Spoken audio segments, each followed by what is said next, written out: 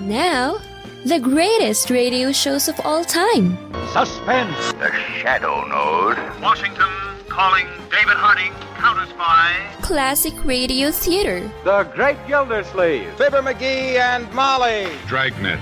Gunsmoke. The Lone Ranger. Now, step back into a time machine with your host, Wyatt Cox. Good evening, friends of the Inner Sanctum. Well, some westerns and a little side order of sci-fi to start off this brand new month on this Monday here.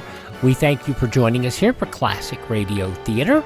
And we'll have episodes of Gunsmoke, we'll have episodes of Fort Laramie, we'll have some of the news from those days 68 years ago. Also an episode of The Roy Rogers Show and an episode of Dimension X, a logic named Joe. And it's that time. Claudia's baby's coming. We'll hear all about that. That's coming up here on this Monday.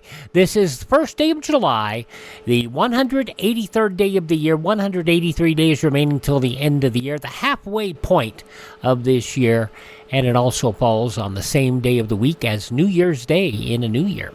Let's see, what all do we have going on this date in 1863? The Battle of Gettysburg began in the Civil War. The U.S. Department of Justice formally came into existence in 1870. The world's first international telephone call took place between St. Stephen's in New Brunswick, Canada, and Calais in the state of Maine.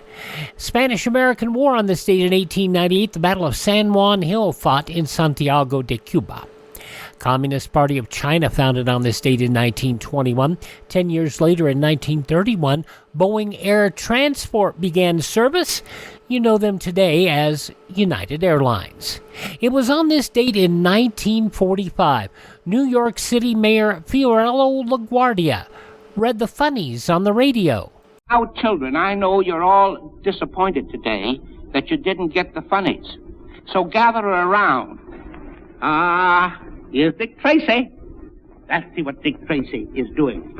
Now, get this picture. Here is Wet Wash. The doors of the laundry wagon are open. He's leaning with his back toward the wagon, and he's counting his money. 2, 3, 4,000. Now, LaGuardia was scheduled for his regular Sunday morning broadcast of Talk to the People, a weekly radio show he held on the city-owned radio station WNYC. At one point in the show, he encouraged the listeners to gather their children around the radio, and he commenced reading that day's comics from the Sunday Daily News. With obvious relish, the mayor described the actions in the panels and impersonating the voices of various characters, and reminded listeners of the plot that had led up to that moment. At the end of each strip, he would explicate the moral of that week's adventure to his young listeners. LaGuardia was an interesting character, and very uniquely New York. In 1963, zip codes introduced for U.S. mail. Well, you've heard us do these little messages. The Postmaster General of the United States, W. Marvin Watson. Each year, the mail load increases by billions of letters, parcels, and publications. To handle this tremendous volume of mail, we need a modern postal system, and we're working toward that goal. What can be done now? The easiest, fastest way to improve mail service is to use zip code. With zip code, mail can be sorted faster and more efficiently. Help yourself to better postal service. Use zip code. Now, while these messages were from 5 years later, they tried to impart the point that zip code would move the mail much faster. And it did for quite some time. In 1950, on this date, U.S. and UN involvement in the Korean War formally began. From the NBC Newsroom in New York, truckloads of U.S. fighting men are rolling north from Daejeon, Korea, to reinforce South Korea's battered army, which still holds Suwon and its vital airstrip. The first American ground troops flown in from Japan, they're now approaching the combat zone. Meanwhile, the North Korean communists report that American planes have bombed their capital of Pyongyang 3 times today. Keep tuned to your NBC station for the later news. A bulletin from the state back in 1950. 1967, the European Community formally created out of a merger with the Common Market, the European Coal and Steel Community, and the European Atomic Energy Commission. Well, on that same date, just in time for National Hot Dog Month, Armour rolled out its famous jingle. Hot dogs, Armour hot dogs. What kinds of kids eat Armour hot dogs? Fat kids, skinny kids, kids who climb on rocks, tough kids, sissy kids. Even kids with chicken pox love hot dogs. Armour hot dogs. The dogs kids love to bite. Picking it up on the old banjo, put on the mustard and away we go.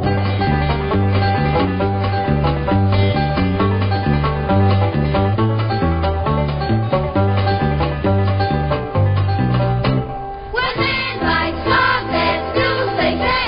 But when kids bite dogs, they yell, Hooray for hot dogs. Armour hot dogs. The dogs kids Love to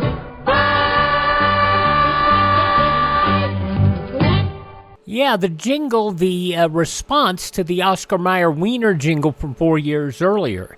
And it rolled out on this date back in 1967. 2 years later, on this date in 1969, Prince Charles of Wales was crowned. I, Charles, Prince of Wales, do become your liege man of life and limb, and of earthly worship. And faith and truth I will bear unto thee, to live and die against all manner of folks. Prince Charles is now King Charles, the King of Britain. In 1979, Sony introduced the Walkman. 1984, the PG-13 rating introduced by the Motion Picture Association of America. In 1987, WFAN in New York City was launched as the first all-sports radio station. Now you just about can't sling a cat in any community of any size without finding you an all-sports station. In 1997, the People's Republic of China resumed sovereignty over the city-state of Hong Kong, ending 156 years of British colonial rule, and since that time they basically have ended freedom for the people of Hong Kong. 2000, Vermont's civil unions law went into effect. In 2002, the International Criminal Court established to prosecute individuals for genocide, crimes against humanity, war crimes, and the crime of aggression. In 2004, Saddam Hussein made his first appearance in court at his arraignment and was charged with a variety of crimes, including the invasion of Kuwait and the gassing of the Kurds. He, of course, pled innocent. Saddam Hussein was asked his name at the very beginning and said, "My name is Saddam Hussein and I am the president of Iraq." And that was the position he took throughout, that he was the president of Iraq and he needed to be treated under certain circumstances. He could not be treated as a common criminal, and he did not accept the jurisdiction of this court. At one point, about 2/3 of the way through, he said, "Let's cut through all this. We know what this is. This is theater organized by President Bush, George Bush, the Bush administration, in order to improve their political fortunes." Peter Jennings reporting on the trial on this date in 2004. And it was on this date 4 years ago today, North American Free Trade Agreement replaced by the U.S.-Mexico-Canada Agreement, and much more fair to the United States. And honestly, to the other countries as well. Passing away on this date in history, inventor Charles Goodyear, the tire guy. Also, author Harriet Beecher Stowe, the Argentinian President Juan Perón, architect, philosopher R. Buckminster Fuller, actor Michael Landon, Little Joe in Bonanza, and of course you remember him from Little House on the Prairie. Also, baby, Wolfman Jack. What a wonderful character over the years. Actress Margot Hemingway, actor Robert Mitchum, popular singer Guy Mitchell. I never felt more like singing the blues. Also, candy magnate Forrest Mars Sr. Yes, the Mars Bar. Also actor Walter Matthau, jazz flutist Herbie Mann, actor Marlon Brando, a wonderful singer Luther Vandross, and actor Carl Malden, all passing away on this date in history. Those celebrating this birthday in heaven include actor Charles Laughton, entrepreneur Estee Lauder, sportscaster Bill Stern, and Bill Stern, was quite the character. Some say that Bill Stern influenced what we got from Paul Harvey in later years, from his tales that he would tell on his sports newsreel. Actress Olivia de Havilland, who made it to 104 years of age before passing 4 years ago. Actor Farley Granger, singer Bobby Day, film director Sidney Pollack, actress Shirley Hemphill, and the Diana, Princess of Wales, all born on this date in history.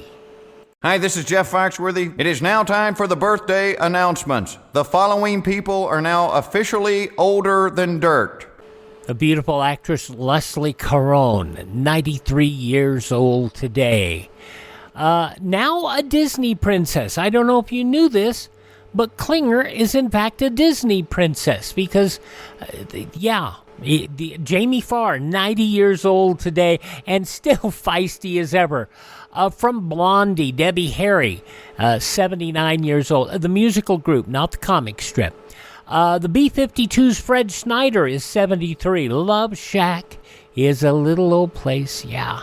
Dan Aykroyd, 72 today. The man who played Cameron Fry, Ferris Bueller's hypochondriac best friend in John Hughes' Ferris Bueller's Day Off, Alan Ruck, 68 years old today. Evelyn Champagne King, shame, 64 years old today. Model actress Pamela Anderson turns 57, although some parts of her are much younger. Missy Elliott, the rapper-singer, 53. From Lord of the Rings and 911 Lone Star, Liv Tyler, 47 today.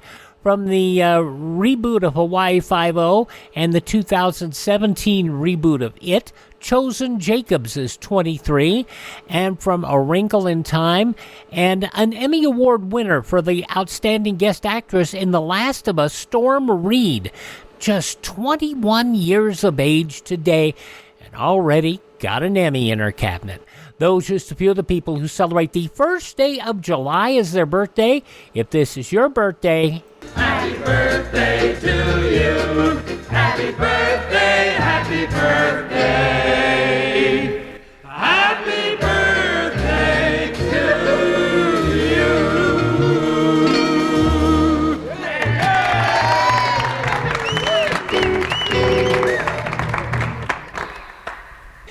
And on this Monday edition of the program, we're going to start off with Western Adventure from Sunday, July 1st, 1956. Yes, July 1st, 1956 is our featured day today.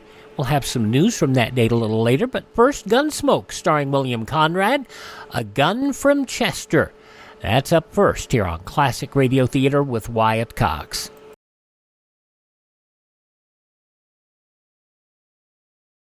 Dear Ralph, I am writing to tell you that I have reached a decision about what we should do. Dear Mom, our platoon was on bivouac last week, so this is my first chance to write. Dear Eddie, thanks for inviting me to your party. I had a very good time and The letters we write are so important to us and to the people who are waiting for them. So when you write, take the extra 3 seconds required to add zip code to the mailing address. Zip code helps improve mail service, helps our postal workers to sort mail faster and deliver it by more direct routes. That's why zip belongs on every mailing address, and on your return address, too, so others can easily zip their mail to you. Help improve mail service by using zip code. It will bring you a little bit closer to everyone you know. Yeah, on the 63rd birthday of Zip Code, we'll hear some messages from the Postal Service from the day. Alrighty, now let's get going here. William Conrad in an episode of Gunsmoke from our feature day, Sunday, July 1st, 1956, 68 years ago today, and A Gun for Chester.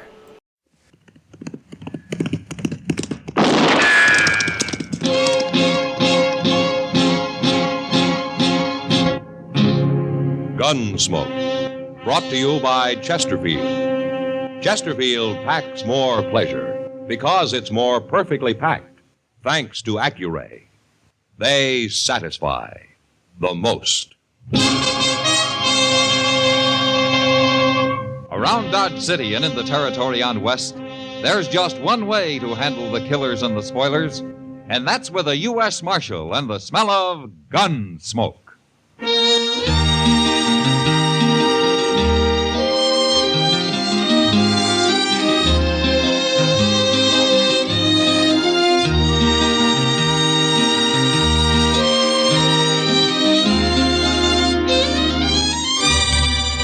Gunsmoke, starring William Conrad.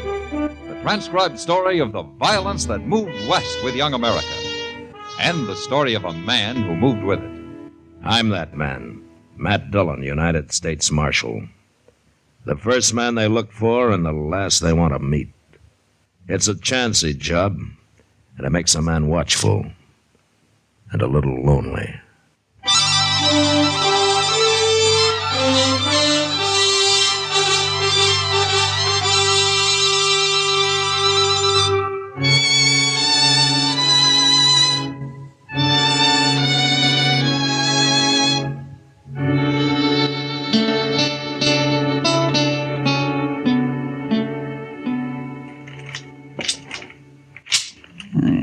Doggone thing. There. That works. Hello, Chester. Mr. Dillon? Are you going hunting? No. I saw all kinds of wild turkey about a mile down the Arkansas yesterday. I ain't going hunting, Mr. Dillon. What's the gun and all the shells for, then? Well, shotguns was made for more than shooting birds with. Yeah, that's true. Mr. Dillon, you ever hear me talk about Live Oak County? South Texas? Sure I have. According to you, it's a hideout for bandits. Yes, sir, it is. And they've got a saying down there that if the law ever did catch any of them, there ain't enough good men around to act as a jury to try the bad ones. Well, that's very interesting, Chester, but you're a long way from Live Oak County now. Well, part of it's moved up here. What? Asa Ledbetter. He's in Dodge. Asa Ledbetter?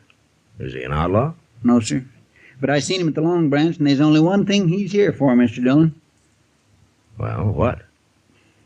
To kill me.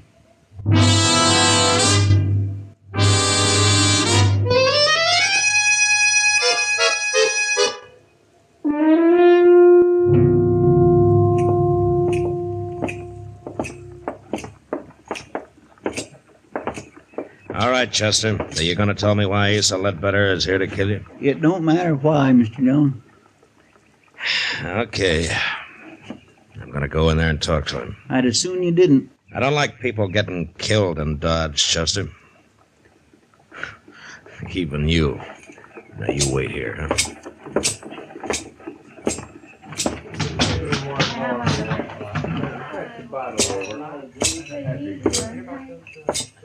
Hello? Oh, say, you're the marshal. Your name Asa Ledbetter? How'd you know that? Chester told me. Chester? Yeah, Chester Proudfoot. Well, okay, Marshal, you got my name right, but I don't recall his. What? I never heard no Chester Proudfoot. Glad to meet you, though. Buy a drink? Oh, thank you. Say, there was a fella in here a while ago, I remember, 'cause he was staring at me so hard. He heard me say my name, too. I was talking to a cowboy about finding work around here. Where you from, Ledbetter? Texas. What part? Amarillo. Ever been in South Texas? No, never have. Marshal, what's this all about? Chester thinks that you came here to kill him. Now, just look here, Marshal. I don't know this Chester fella. Never even heard of him. I don't go around murdering people. I hope that's true, Ledbetter. Of course 'tis. And I don't like nobody dragging down my good name, Marshal. Nobody is. So long. You just asked anybody from Amarillo about me, Marshal. They can tell you.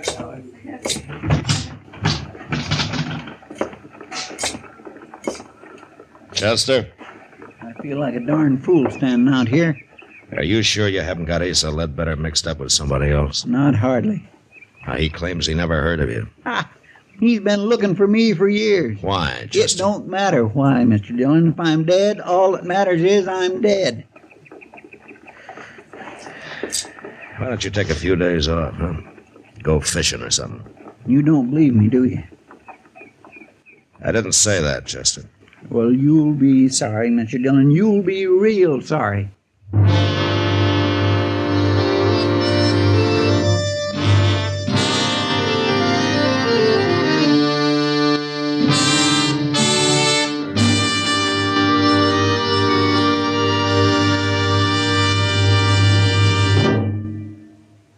That whistling man, Bobby Haggart, really started something.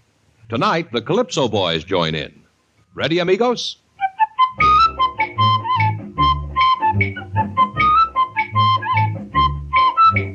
Packs more pleasure, packs more pleasure. Chesterfield packs more pleasure because Chesterfield's more perfectly packed.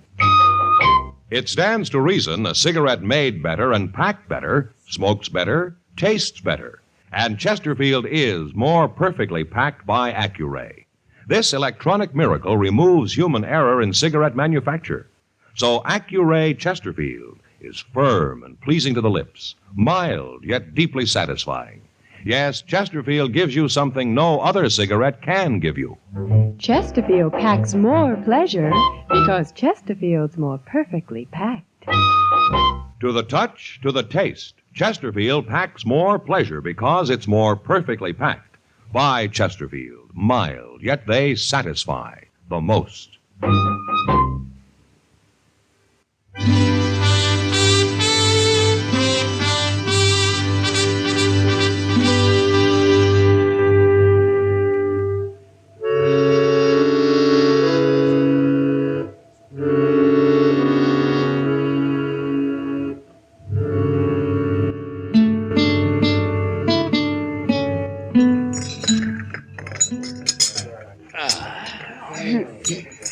Well, Kitty, that was a real good dinner. Mm-hmm. And thank you. Thank me.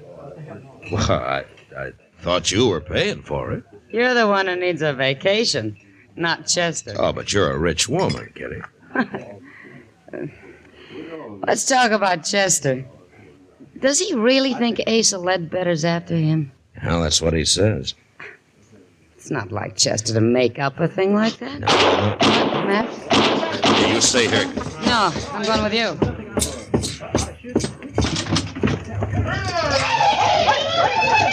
It's a couple of drunken cowboys. You going after him? Dillon! Mr. Dillon! It's Chester, Matt, down there by the alley. Come on.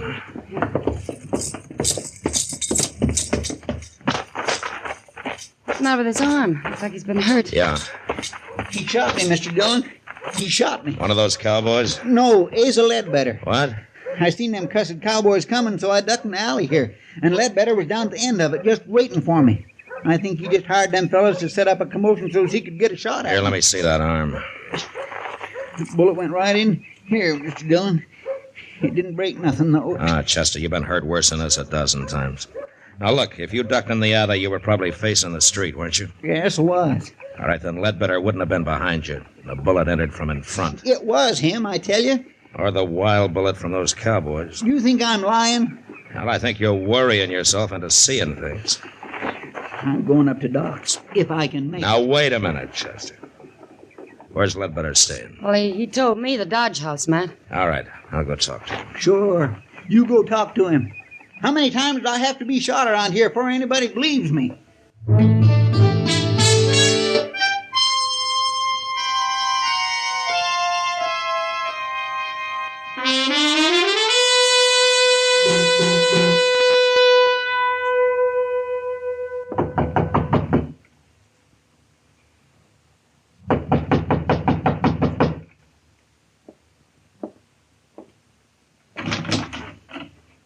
Oh, hello, Marshal. Ledbetter. Something wrong? How long you been in your room here? Oh, I've been taking a nap, Marshal. Up until them drunks out there woke me up. Chester says you tried to shoot him a few minutes ago. Now, Marshal, I'm getting sick and tired of this Chester. What's he trying to do, anyway? He's pretty certain about it. Bound and determined to get me into trouble? I'm doggone if I know why. There must be some reason. Well, sure, and if there is, I don't know it. I'll be glad when I find me a job and get shut of this town. Never did hear nothing good about Dodge anyway. We try to keep it peaceful. Oh, sure, but it's like you say. Probably ain't enough good men left to act as jury to try the bad ones. Uh-huh. Just where do they say that, Ledbetter? Oh, I don't know. You heard it before, ain't you? Yeah, I've heard it before. It's a saying down in South Texas in Live Oak County. Well, that may be, Marshal. And I heard it in Amarillo. Now, ain't that possible? Yeah, I guess it is. Marshal, listen here. If I come here to kill a man, what did I be waiting around for? A change of weather? It don't make sense, does it? No. No, it doesn't make sense. Any part of it.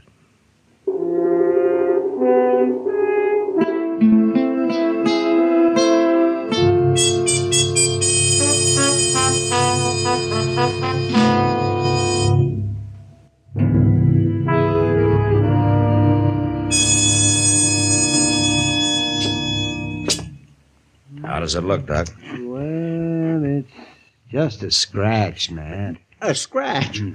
I suppose if I come in here scalped, you'd say the barber just give me too tight a haircut. Now, Chester, be brave, boy. Yes, there we are. In a week, you'll never know you got hit. Well, it's a mercy it wasn't my gun arm. Chester, I told you Asa Ledbetter was in his room the whole time. You mean he told you? I asked the desk clerk on the way out. Then he was lying, too. Chester, how long since you've had a good night's sleep? Now, Doc, don't you start that. Well, you admit you didn't actually see Ledbetter in that alley.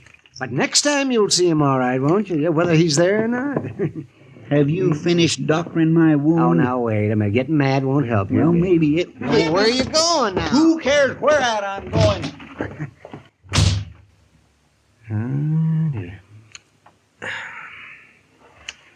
He'll get over it, Doc. Yeah, I hope so. The only thing I can figure is that he's got this Ledbetter mixed up with somebody else. Yeah. But it'd certainly help if he'd say why he thinks he's after him. Because... Matt? Yeah, what is it, Doc? Come over here at the window. Quick. What's going on? Look, down there in the street. Well, that's Asa Ledbetter. And Chester's standing there about to shoot him. Yeah, I'd better hurry, Doc.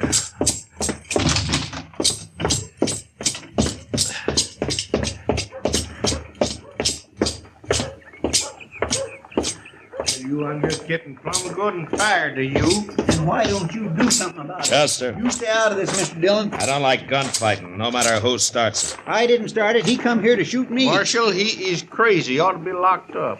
Sure, I'm crazy. I should have called you out before. Now, you gonna fight or not? No, I ain't gonna fight. You scared?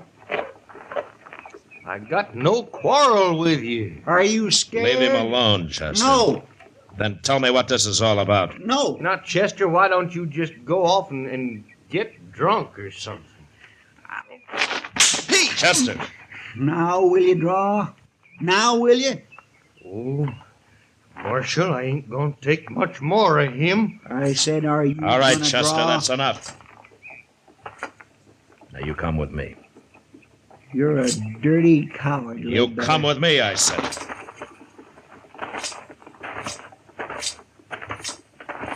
You're with him, ain't you? You and Doc and everybody. Maybe you are crazy, Chester. Sure. Oh, sure. Well, where you going? I'm going to get me a drink. Alone.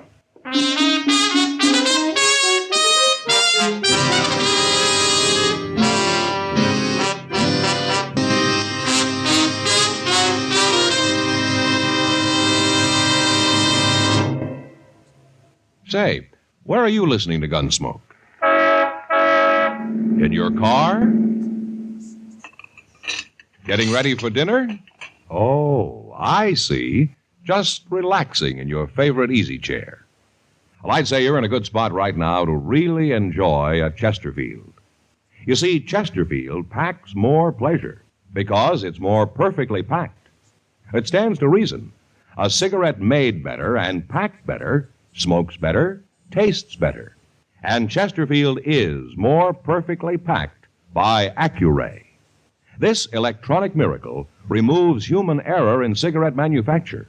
So Accuray Chesterfield is firm and pleasing to the lips, mild, yet deeply satisfying. Yes, Chesterfield gives you something no other cigarette can give you. Chesterfield packs more pleasure because Chesterfield's more perfectly packed. To the touch, to the taste, Chesterfield packs more pleasure because it's more perfectly packed. Buy Chesterfield. Mild, yet they satisfy the most.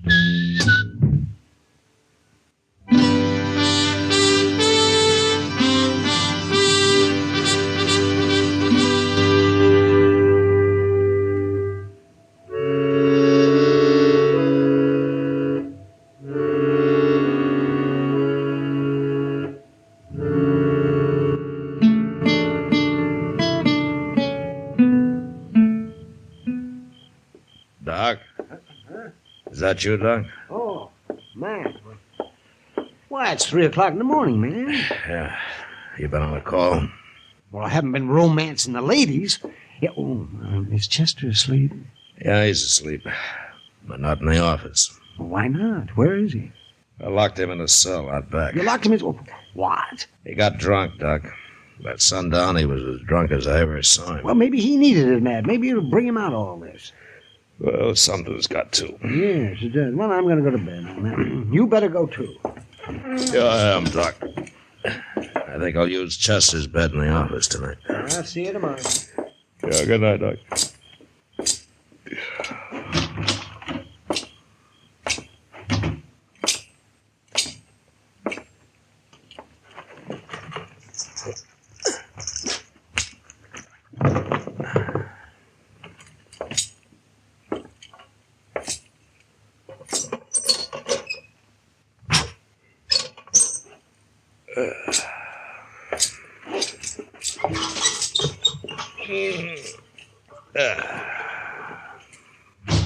Don't move, Chester. This here's a shotgun.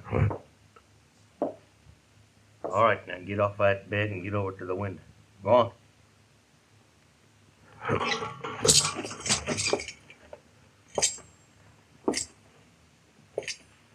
Better. I'm gonna sit down here and light the lamp now, but you just stand steady. The shotgun's right across my knees.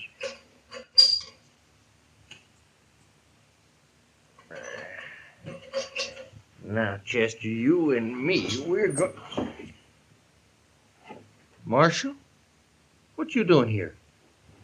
Well, I was trying to get some sleep. Well, you don't sleep here. It's Chester's bed, all right.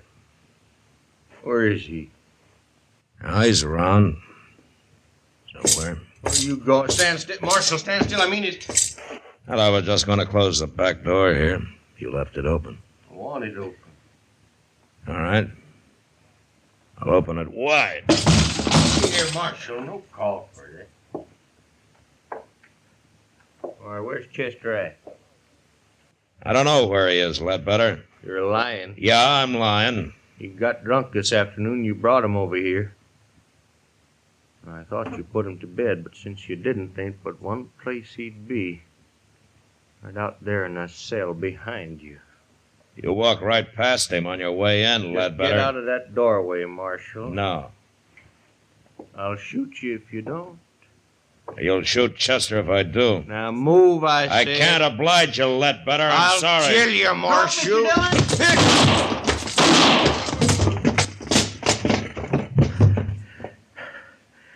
Don't shoot again, Chester.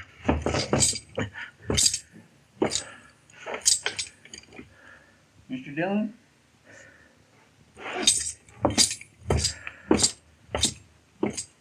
Is he dead? Yeah. You hit him in the head with the first shot, Chester. Pure luck. I heard you kick that door. It woke me up. So I wonder anything could wake you up tonight. Well, I don't feel so good, but I ain't drunk no more.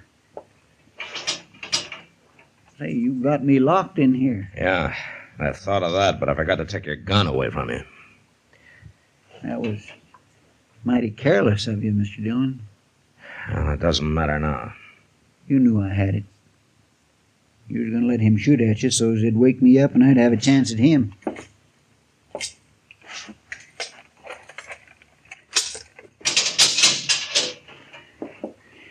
I guess I was kindly wrong about you being agin me. You know, it might have helped things if you'd have told me why Ledbetter was after you, Chester. I just couldn't, Mr. Dillon. Oh, why? It had to do with a lady. Oh. She's dead now, but I didn't want nobody talking about her, saying her name. Nobody. Can you understand that? It'll be daylight soon, Chester. Let's go brew up some coffee, huh? Thank you, Mr. Dillon. Thank you.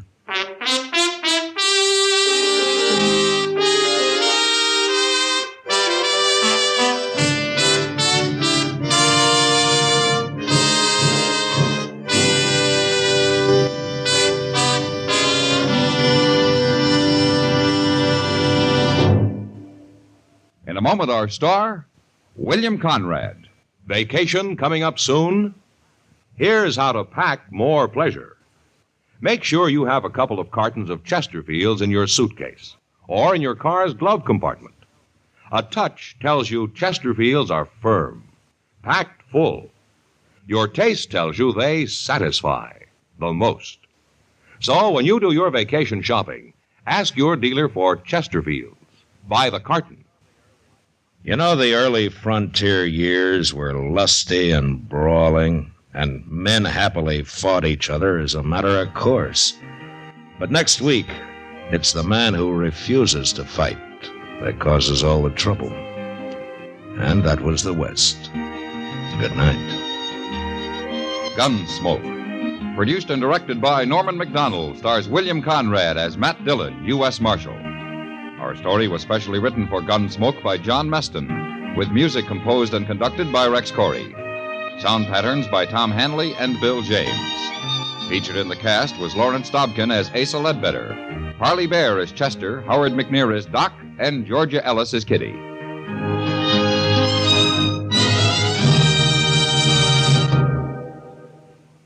Live modern. Smoke L&M. Live modern. Change to L&M. Yes, have an L&M. No other cigarette you can buy, plain or filter, gives you the full, exciting flavor you get through the pure white L&M Miracle Tip. Through the modern Miracle Tip, L&M tastes richer, smokes cleaner, draws easier. So light up, free up, let your taste come alive. Live modern. Smoke L&M. Join us again next week for another specially transcribed story on Gunsmoke.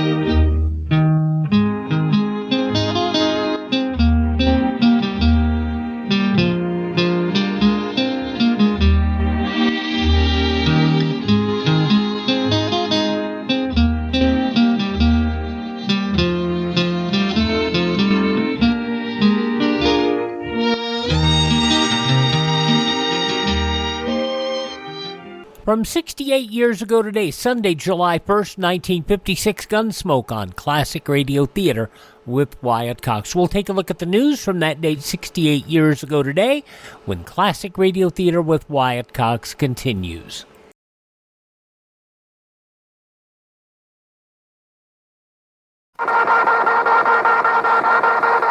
That machine you hear is a zip code scanner in action. An electronic device that actually reads the zip code on your letters and speeds them on their way at the fantastic rate of 36,000 per hour. Put it to work for you. Use zip code on every letter you send. Don't hold up the mail. Remember, mail moves the country, and zip code moves the mail. high tech at that time, all those years ago. We're listening to, on Classic Radio Theater, the news from 68 years ago today, Sunday, July 1st, 1956. United Steelworkers of America and Basic Steel Industries, Big Three, U.S. Steel, Bethlehem, and Republic, have been conducting key negotiations for contracts expected to set patterns for others. 650,000 union members are idle, 90% of the nation's basic steel industry. The strike bound steel industry, the walkout of 650,000 may be long unless the companies come through with a good new contract offer. Companies offered 52-month contract providing 17 2/3 cent pay increase for the first year. Union called it too little, too long, has never put a price tag in its 22 demands. The steelworkers asked for substantial pay increases for workers who have been earning an average of $2.46 an hour, company offering a 17 2/3 cent pay boost. Railroad freight hauling has been cut drastically. Oil and building and construction industries facing critical shortages. An official communist newspaper charging from behind the Iron Curtain yesterday that U.S. Central Intelligence Agency Chief Allen Dulles helped mastermind the Poznan revolt. The accusations came as reports from Poznan said the Polish city returned to near normal yesterday under the constant watchful eyes of heavily armed communist troop patrols and tanks. No sound of gunfire for the first time in 4 days. Two huge airliners turned into hurtling coffins for all 128 persons aboard, presumably by colliding in flight. They were found burned and shattered yesterday on adjacent peaks in Arizona's Grand Canyon. No survivors could be found by a helicopter crew which battled turbulent air currents to land beside the wreckage on separate rock spires less than a mile apart in the desolate gorge. In Washington, Senators Kefauver, the Democrat from Texas, and Senator Munt, the Republican of South Dakota, sat down yesterday in this election year, but quickly swung into a far-ranging political free-for-all. Kefauver, a candidate for the Democrat presidential nomination, accused Senate Republicans of using an old smear technique in an attempt to link his party with communism. And Munt asserted that Democrats facing major international crises in the past wound up every time in war, while the Republicans, he said, back off and maintain peace. The president of the Polish National Alliance said yesterday the rising of Poles against their communist regime should spur the U.S. to help them gain their freedom. Charles Rosmarek in Chicago said it was the sacred duty of the U.S. to do everything within the realm of possibility to help Poland get back on the road to freedom again. The Reverend C.K. Steele, the president of the Negro Inter-Civic Council, said last night Tallahassee's 14,000 Negroes will boycott downtown merchants unless police intimidation is halted. A month-long boycott of bus transportation by Negroes in protest against segregated seating resulted in suspension of all service Saturday midnight by city's transit company, a private corporation which since 1940 had provided bus service in Florida's capital city. Steele told a mass meeting of about 500 council members last night, "It really appears that our city police have decided to run us out of town." That is off of Monroe and Adams Streets, the main commercial thoroughfares. Quoting, "It seems that they don't recognize that we are in town not to break laws, but to pay bills and to give business and patronage to stores that are friendly to us there. If they continue their police intimidation, it will finally become necessary for us to stay out of town and make other arrangements. We may even have to form excursions to other cities to spend what little money we have to spend. However, we'd rather spend our money to help the growth and expansion of our businessmen and our city." A young airman shot to death in his Topeka, Kansas home. Police held his wife on a technical charge while investigated the shooting. The wife said she thought the gun was unloaded. 3 inmates shot, a guard beaten in a riot at the Indiana State Reformatory in Pendleton, Indiana. State police extra guards quelled the rioters. No one could say how or why the battle started. Vice President and Mrs. Richard Nixon left yesterday on a goodwill tour to Manila and Saigon after visiting Nixon's parents in Whittier, California. A Negro educator predicted in New York that the University of Alabama will accept Negro students this fall. Already 14 Negroes have applied for fall admission. And President and Mrs. Eisenhower exchanged personalized anniversary gifts in a sentimental celebration of their 40 years of married life. Beginning his first full day of convalescence at his nearby farm near Gettysburg, Pennsylvania, the president arose early, dressed in sports clothes, and presented his wife with a gold heart-shaped medallion he had designed himself. The medallion, about the size of a $50, had a small calendar in the center. The date, July 1, the Eisenhower's wedding day in Denver in 1916, marked by a small ruby, symbol of the 40th wedding anniversary. These words engraved on the back of the medallion, Ike to Mamie, 1916 to 1956. Mrs. Eisenhower insisted on getting her gift the first thing in the morning, gave the president a gold-framed picture of herself, one that he had especially admired. By all accounts, it was a happy occasion, made more so by the president's release Saturday from Walter Reed Army Medical Center in Washington. News Secretary James C. Haggerty said the first family's return to the farm, the first real home the Eisenhowers have had since their marriage, was of great therapeutic value to the president. Those some of the day's top news stories as reported in the newspapers of Sunday, July 1st, 1956. On your radio 68 years ago, more Westerns. Fort Laramie, starring Raymond Burr. That's next on this Monday Classic Radio Theater with Wyatt Cox.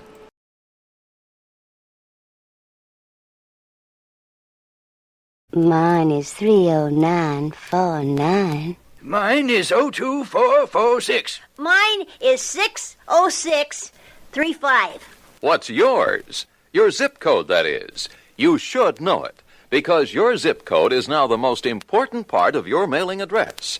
Here's why. The post office now faces an avalanche of 200 million new pieces of mail every day. To handle this enormous job efficiently, they have devised the modern zip code system. Zip code enables our postal workers to sort mail far more swiftly and deliver it by more direct routes. So use zip on every mailing address. And add your own zip number to your return address so that others can easily zip their mail to you. When you don't know a zip number, call your post office or look it up in their National Zip Directory. The sooner we all use zip code, the sooner we'll all enjoy better, more efficient mail service. Now on Classic Radio Theater with Wyatt Cox, we go back again to that Sunday, 68 years ago, July 1st, 1956, an afternoon show starring Raymond Burr, who soon after this would become the Perry Mason. This is when he was Captain Lee Quince at Fort Laramie.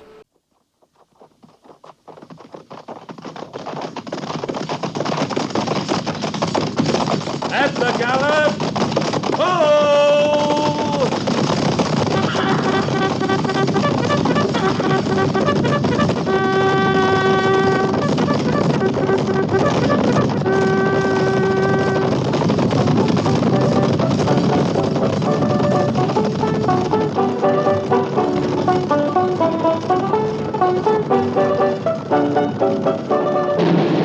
Fort Laramie.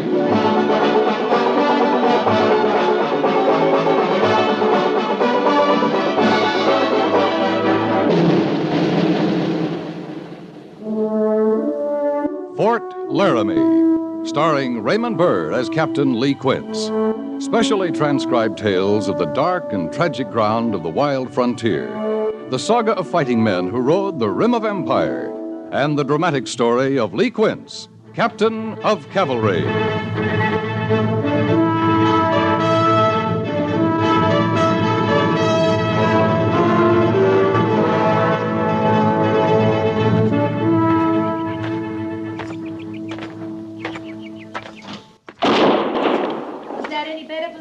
Tony is still pulling your wrist back. Now, here, watch me again. And I see this. If you just squeeze the trigger and hold steady on your target, your wrist won't fly around so. But I'm not a cavalry lieutenant. I'm just his wife. Oh, I know. Oh, my. I didn't know anyone else was watching. Captain Quince. As you were, Lieutenant. Thank you, sir.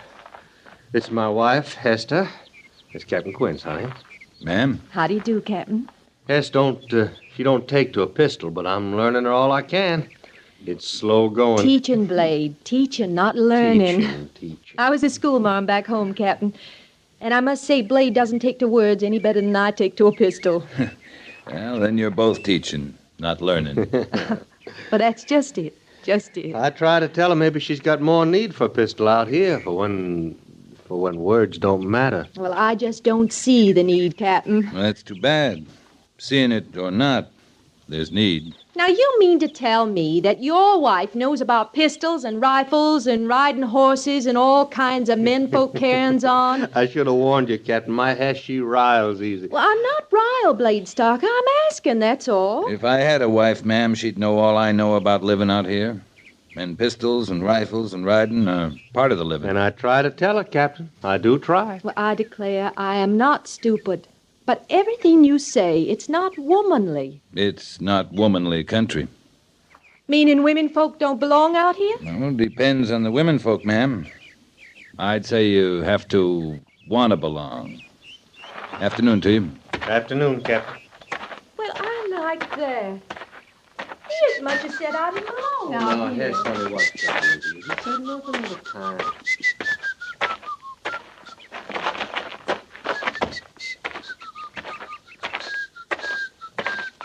Not by the mane, ma'am. You just can't get nowhere from no horse hanging onto his mane that way. I've got to hang on to something. Well, but... You just don't ride side saddle, Sergeant. Now, that's a fact.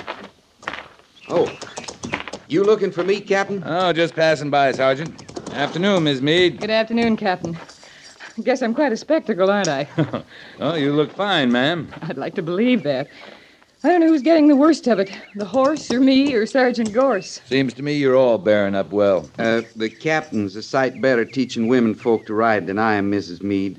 I tell you the truth, I'm no hand at this side saddle business. I got business with the major myself, or I'd sure... Or you'd sure think of some other reason to be moving out, wouldn't you, Captain? Well, yes, ma'am, I guess it would. I don't blame you, either of you. And, Sergeant, if you can find some unsuspecting trooper and pass this duty on to him, you have my leave. And I won't be the least bit offended. Oh, no, ma'am. Thanks just the same. You understand, it ain't you, Mrs. Meade. You're just as willing as can be. It's just my petticoats, that's what it is. Well, now, ma'am... I guess the major will wonder what's become of me. Now I've embarrassed you. Oh, help me down, Captain, before I break the post morale completely. Yes, ma'am. Thank you, Captain. Don't mention it. You dropped something there, ma'am. Not a petticoat, I hope. This pistol, Miss Meade. Oh, thank you, Captain. You always carry it? Oh, Jim would scalp me if I didn't. And he should. I know. And I'm a good shot, too. Miss Meade, have you met up with Mrs. Stalker yet? Mrs. Stalker? Oh, Blade Stalker's wife. Yes, you know her?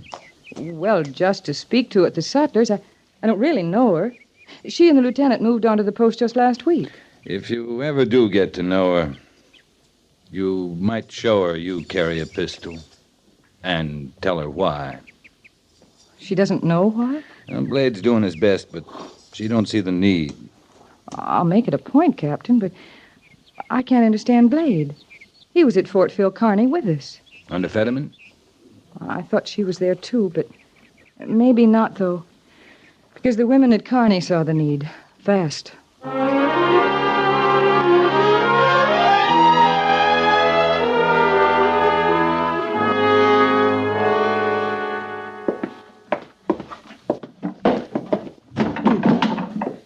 You want any of these boxes open, Mrs. Stalker? Oh, now, don't you bother with that, Lieutenant Seibert. Just moving them in for me is a big help. Glad to do it.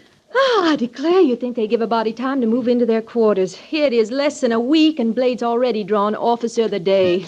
That's the Army for you, Mrs. Stalker. You draw the duty, you do it, that's all. Now, you're not going to start lecturing me, too, Lieutenant Seibert. Sorry, ma'am. I didn't mean it to sound that way. Oh, don't mind me. Blade says I rile easy, and I guess I do. But he's all so new to me. And folks from Captain Quinn's up and down have been mighty free with their advice. Well, they're just trying to help. Well, I'm sure of that. But there's help and help, if you know what I mean. Yes, ma'am. Now you, Lieutenant Syberts, helping me move my books and belongings in. I can appreciate that more. Books, huh? No wonder those boxes are so heavy. Mm-hmm, my school books. I taught the grades back home before I married Blade. Teaching was my whole life, till him. I tell you, I couldn't leave my books behind me. I just couldn't. I can understand that. You can't? Yes, ma'am. I brought a lot of books out myself from West Point. I attended the military academy. My goodness, a real West Pointer. I declare. Mrs. Stock, are there any more boxes of yours out there on the wagon?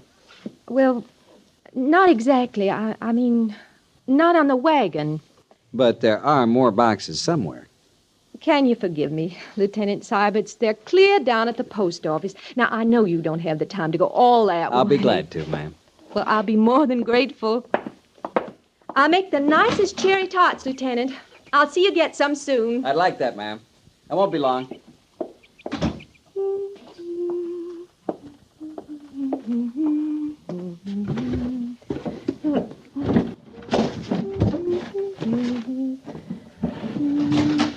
Anybody home? Oh, well, yes.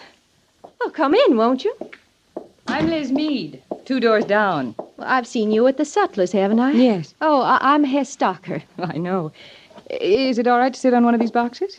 Well, I'm afraid they're all I have to offer right now. I feel like I know you.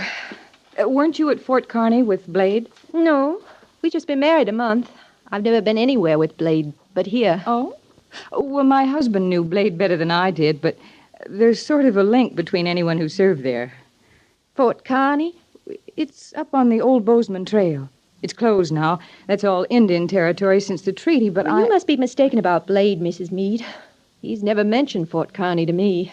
But I'm sure he was there. There were 5 companies of infantry. Oh, your husband's an infantry officer? Uh-huh. Well, that explains it then. You must be wrong about Blade. He's in the cavalry. There was a company of cavalry, too, under Captain Fetterman.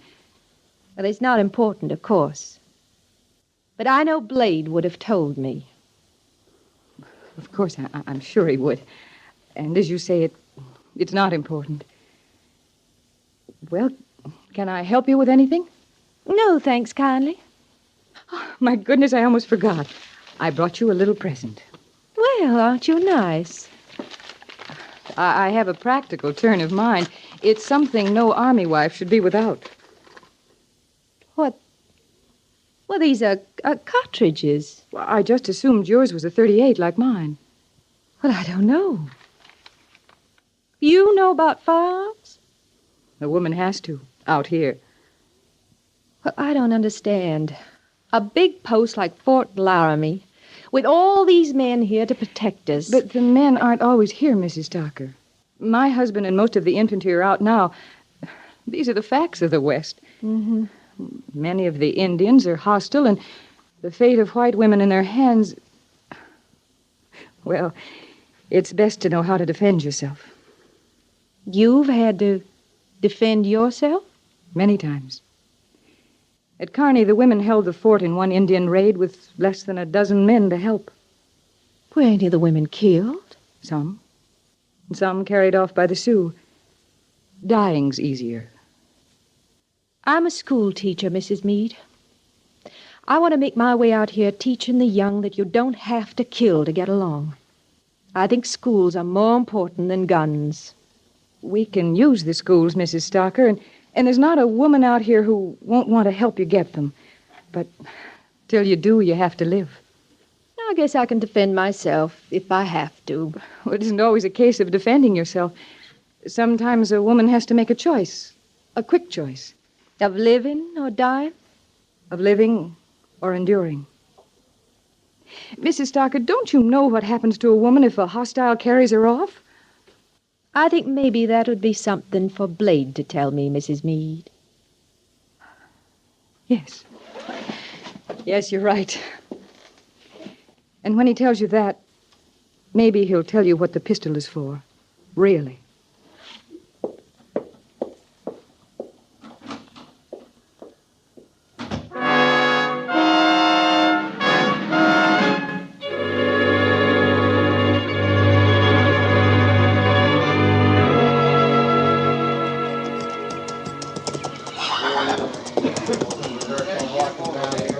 Can I talk to you a minute, Captain?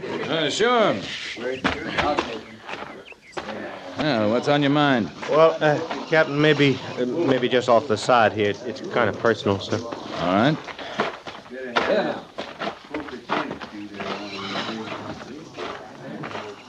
Would you be willing to do some talking for me, Captain? I just can't seem to get that job done with Hess, using firearms and all, I mean. You sure you're trying hard at it? I don't know what that means. I'm trying. I've been trying, Captain. There's a lot I told her, and a lot of times. Lots you haven't told her. Well, it looks like a big Fort Laramie. I'd have swore I wouldn't know anyone here from the old days. Sure didn't reckon to run into Miss Meade again. She told you, huh? It's a secret you were at Fort Kearney? Well, no, not that. Well, they're just hard words to say to Hess, Cap. It all happened kind of quick, like our marrying and moving out here. I know Miss Meade didn't aim to, but she sure didn't do me no good bringing up Kearney to Hess. Miss Meade didn't get very far with your wife, and I can't talk to her about Fort Kearney. I wasn't there. But we only been married a month. We don't even know each other right good yet. Now, well, how are you going to say to a brand new bride that she ain't the first? I mean, you was married before. I don't know that. But you're the one to tell her, if she's told.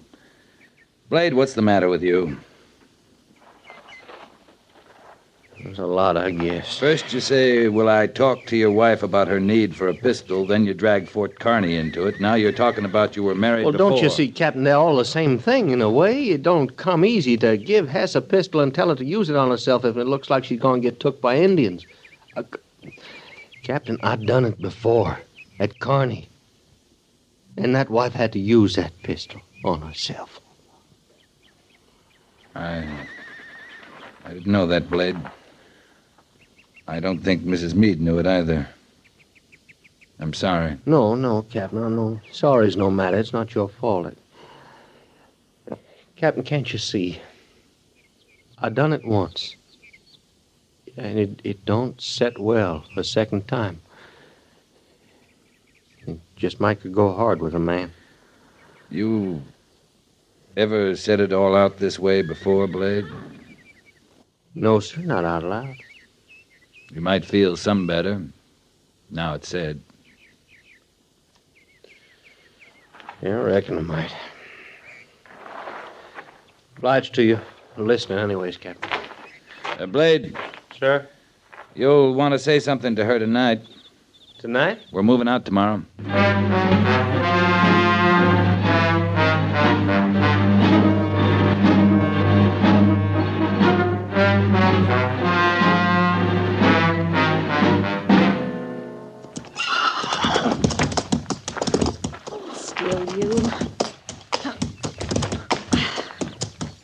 Why can't I do that? Oh, Mrs. Meade. Do what? Mount like that. I'll bet you wear fewer petticoats than I do. Might be I do. Sergeant Gorse says you ride beautifully. I know some about horses. Well, I'm learning. Mind if I ride with you this morning? Oh, well, I'm going quite a way. That is, I have some business to tend to. All right. I just thought with Blade gone a week now, you might be wanting some company. I hope you're carrying your pistol. I'm carrying it. That's good. Well, have a nice ride. I expect to, Mrs. Meade. I'm going over to the Indian Agency. Talk to the agent about setting up a school. You're not riding to the agency alone. Now, don't start telling me the agency Indians are hostiles. Blade told me different. But it's 10 miles from Fort Laramie, and you don't know what you'll run into between here and there. I reckon I can take care of myself. After all, Mrs. Meade, I'm carrying the pistol. Not that I'll have a minute's need for it.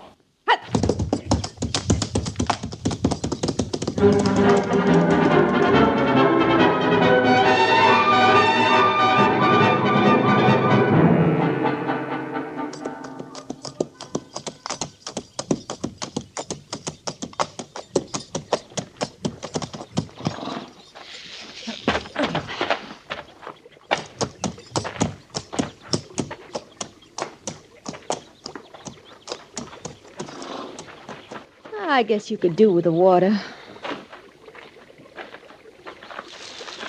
More of a ride than I thought. Oh,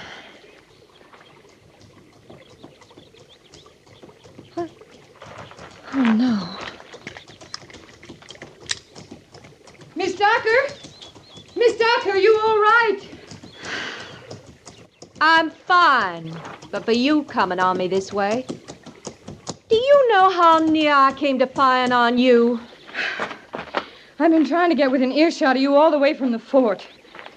This is a very stupid thing, riding off alone this way. I might have shot you. Seems to me you're the stupid one. I suppose I am, but you've got to realize the dangers out here, Miss Docker. At least with the two of us, we're protection. Wait. What? Wait, it's over there. In that brush near the trees. Something big. Oh, how can you tell? I don't see anything. It moves big. Timberwolf, maybe a wildcat. I hope not. I hope that's all it is. You're just trying to frighten me. Hold your pistol steady toward that big tree. And be quiet. It's an Indian. You're not afraid, Hess. Pick up your pistol and show him you're not afraid. I can't. Don't let him. Stop. Stop where you are.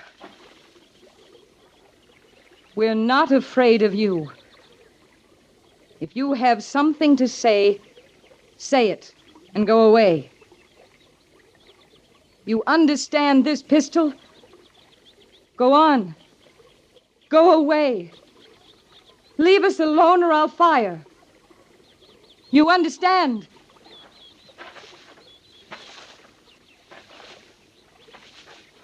What's he going to do? One more step and I'll fire.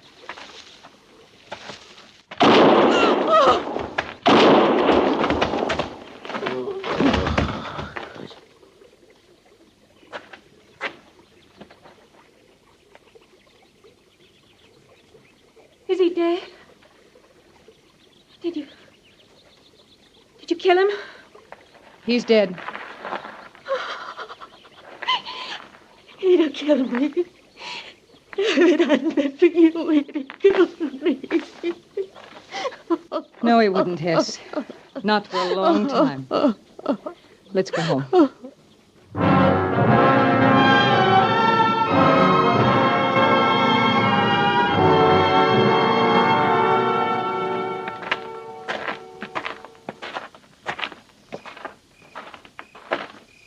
You reckon she's hurt somehow, Captain? No, I don't see how. You want I should go with you? I'd be proud to. Oh, I'll do it, Gorse. It's my place. Yes, sir. I sure feel mighty bad for her. Yeah. Her being so new here, not taking to the life easy.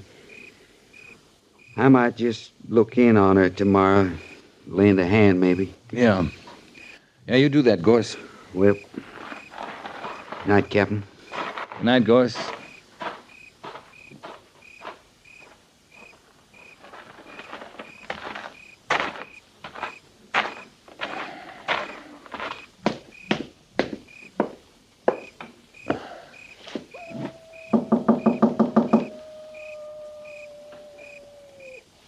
Miss Docker?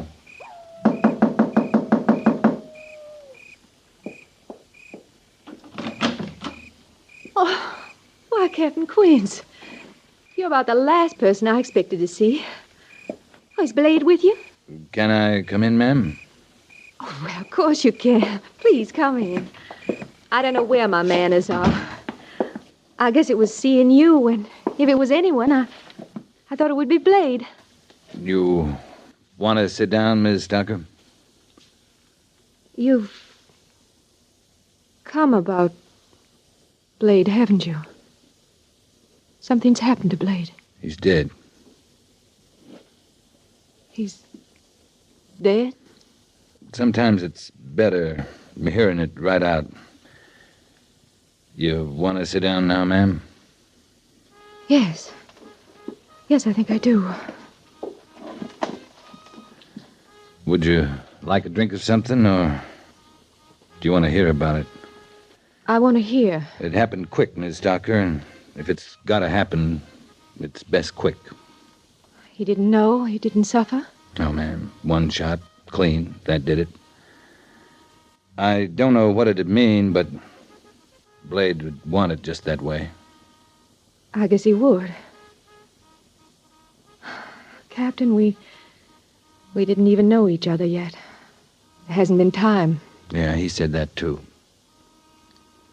That night before he left, he kept trying to tell me something.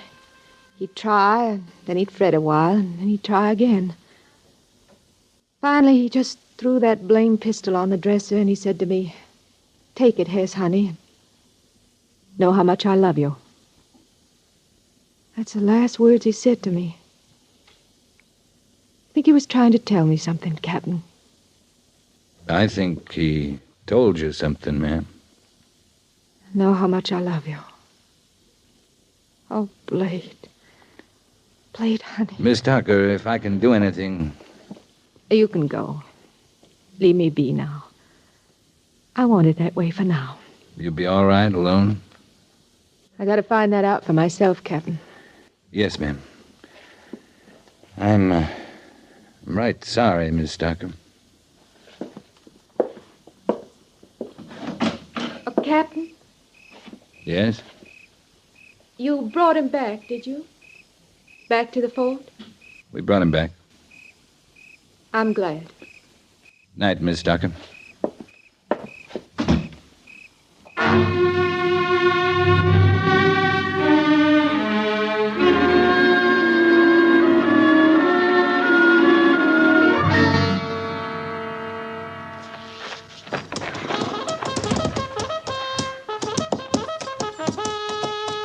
Captain? Captain Quint! Oh, morning, Sergeant. You heard about her, Captain? Mrs. Tucker? What about her? She's gone. Gone? Where? How? I went over there right after reveille, like I planned last night. I couldn't raise her, so I figured she was sleeping heavy. On the way back, the corporal of the guard told me some woman rode through the main gate not 10 minutes ago. Why didn't he stop her? Well, he didn't know her, or what's happened to her or anything. Captain Quincy knew one thing. She was carrying a pistol like she knew what to do with it. You said 10 minutes? Yes, sir. You gonna find her, Captain?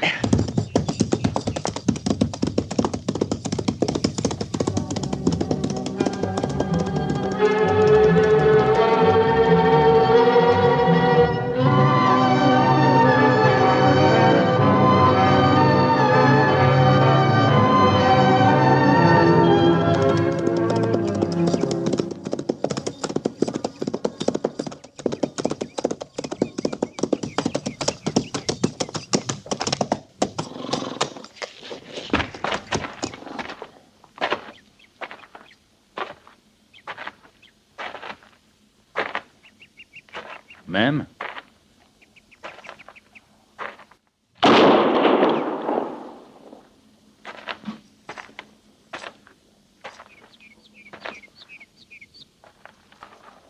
I was too scared to fire it before. You all right, ma'am? I'm all right. I aimed to use it, Captain. Turn it on myself. I was too scared to do that, too. No need for that. No matter, I couldn't do it. It's a pretty morning. Got no right to be. But it's pretty. It's new. It's a beginning. That's always pretty. We were beginning, Blade and me. And I was beginning on my own. To get a feel like I belonged out here. But you're right, Captain. It's not womanly country. It still depends on the woman. I'm a schoolma'am. Teaching was my life, till Blade. I reckon it's my life again now. You still got a life. Or don't you see the need? Need? Schools. We can use them out here, on the post, on the agency. Someone has to start them. Someone has to want to. Someone who could do some learning while they were teaching. I might fit the bill, Captain. I got a lot of learning ahead of me.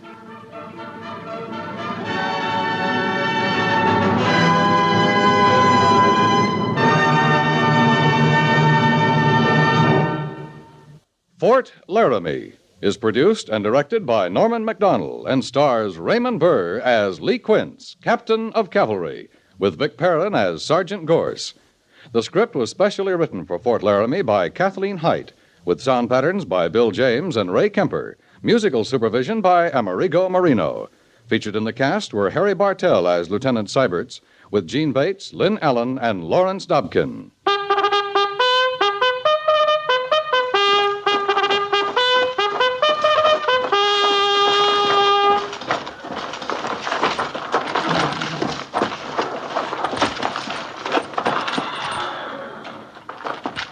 Company, tension!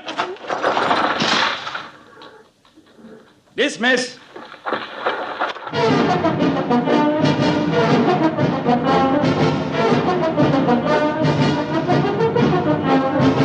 Next week, another transcribed story of the Northwest frontier and the troopers who fought under Lee Quince, Captain of Cavalry.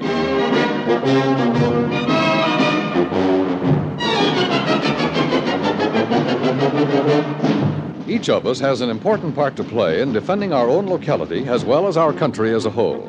If Los Angeles, Chicago, or Cincinnati is bombed, it will directly affect every farmer in North Dakota or miner in Kentucky.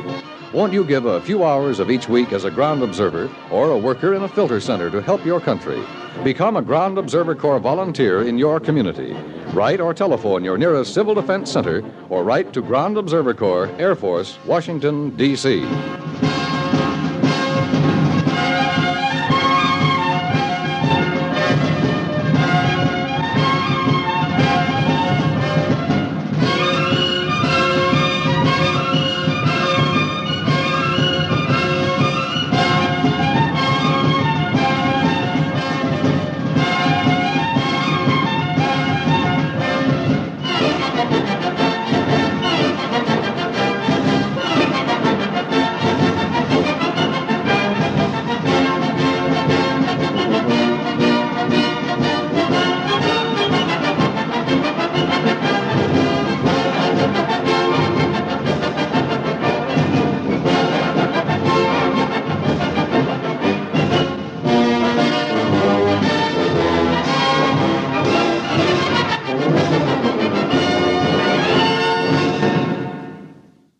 There was more of that in the day than we'll ever really know about.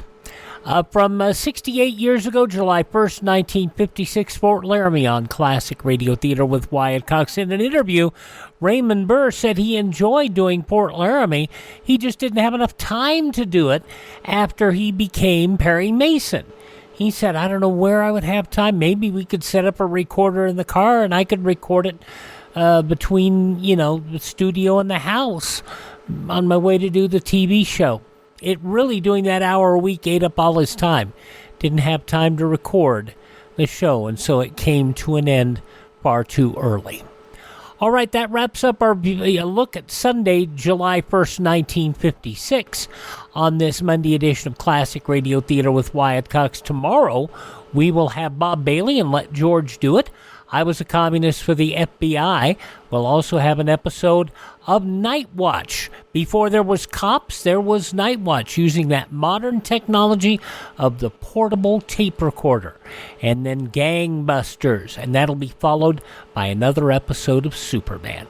That's all on our next Classic Radio Theater with Wyatt Cox. If you like what we do, go by classicradio.stream. There's some nice stuff for sale there. And you can also buy me a copy if you'd just like to throw me a couple of bucks. That's always nice, too. Here we go. Up next, we will check in with Roy Rogers in a broadcast from 1954. Y'all come.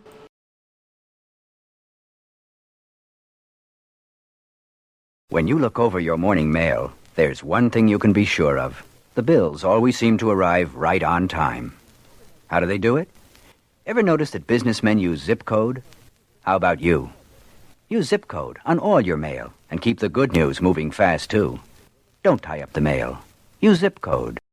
The zip code came into use, as we said earlier. It was 61 years ago today, 1963 on this date. So, I know a lot of you don't even use the mail anymore, much less use zip code. Now, let's go back. We're going back 70 years to July 1st, 1954, an episode of The Roy Rogers Show with, of course, Dale Evans. Happy trails to you. The dependable Dodge Plymouth dealer in your neighborhood, the man who sells and services the elegant new 54 Dodge, presents The Roy Rogers Radio Show.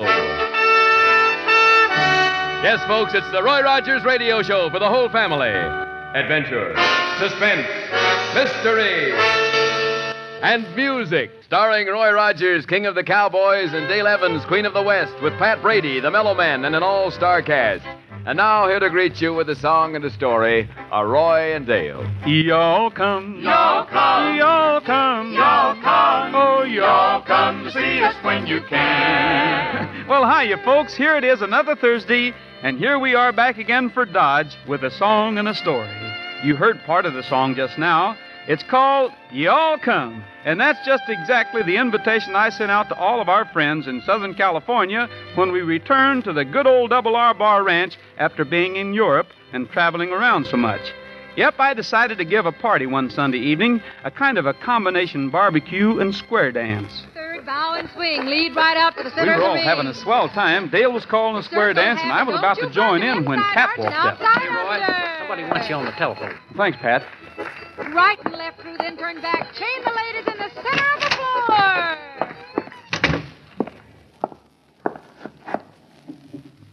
Hello? Roy Rogers? Yes? Listen close, Roy.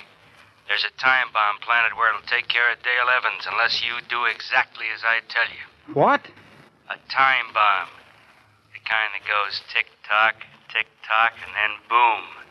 Know what I mean? Who is this? Never mind. You get $25,000 in small old bills. I'll contact you later and tell you where to leave it. Wait a minute. When you give me the 25 grand, I'll tell you where the bomb is. If you don't get me the money, tick-tock, tick-tock, boom, goodbye, Dale. Understand? Yes. Smart boy. You gonna play ball, smart boy? Yes, I'll play ball.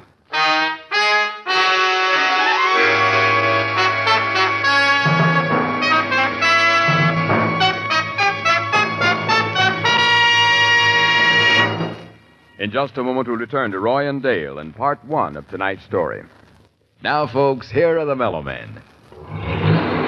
There's a better deal for the man at the wheel of a Dodge top-rated truck.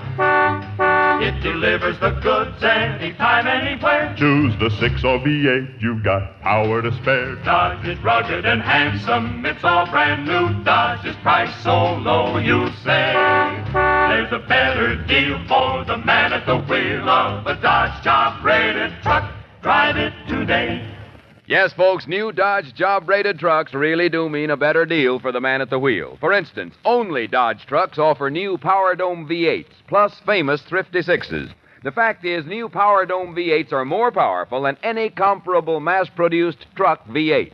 That's because exclusive design dome-shaped combustion chambers squeeze more power from every drop of fuel and cut fuel and maintenance bills at the same time. Road test a new Power Dome V8 for yourself. See your dependable Dodge truck dealer tomorrow. And now back to Roy Rogers and Dale Evans in part one of tonight's story.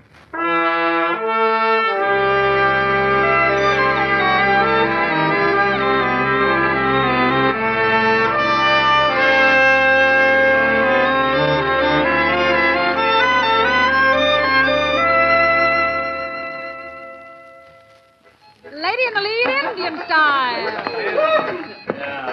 Folks, You make go folks, feel just a it. minute. I'm sorry to interrupt the party. Just a minute, please. Folks, I'm awfully sorry, but I'm going to have to ask you all to leave. What happened? Well, just a minute now. Something's come up. I can't explain it now, but you'll be doing me a big favor if you'll just go quietly without asking questions. Roy, what on earth has happened? One thing I can promise you, that we're going to have this party again. And next time, I hope we'll all be able to finish it. Roy, what is it? Pat. Yeah, Roy. Pat, stay with Dale a minute. I'll be right back. Sure.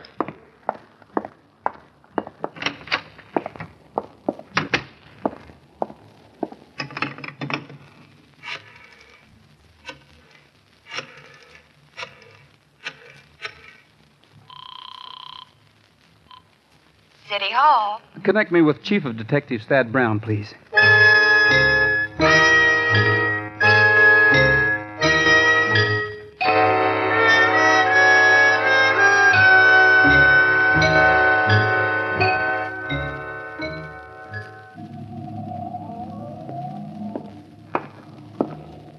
Have they all gone? Yes, that was the last car. Now, Roy, will you please tell me what this is all about? Dale, I'd like to tell you, but, this is one time when I just can't. You can't? That's right. It's something that's come up and kind of sudden, and, it's so secret I can't even tell you. Oh, I think I know what it is. You do? Can I guess? Well, sure. You've been called by one of the government agencies in Washington to work on something that's top secret. Yeah. You sure guessed it, Dale. I never could keep anything a secret from you. I'm glad, Roy, because I know how much you want to help our country. And I know how much you can help, too. Well, I'll just say good night then. Dale. Yes? Dale, I hope you won't mind, but, I want to ask a favor of you. Well, sure, Roy, anything. I want you to go to the bedroom in the west wing and lock yourself in. Lock myself in? Don't ask questions now, Dale. Just do as I say, please. All right, Roy, if you say so. Thanks. How long should I stay there? I'll let you know, but don't come out until I come for you. Gosh, Roy, you're acting awfully mysterious. Are you sure this isn't some kind of a joke? It's no joke, Dale. It's serious. Very serious. Then I want to help. No. But, Roy, I've always helped in the past, or at least I've tried to. You have helped, Dale, but this time you can't. There's one other thing. Yes? We're going to have a guest staying overnight, a lady. I'd like her to stay with you. Who is she, Roy? Oh, she's a friend of Thad Brown's. The chief of the detective bureau? That's right. Now, will you please go upstairs? Okay, Roy, if you say so. But I hope someday you'll tell me what this is all about. Someday I will.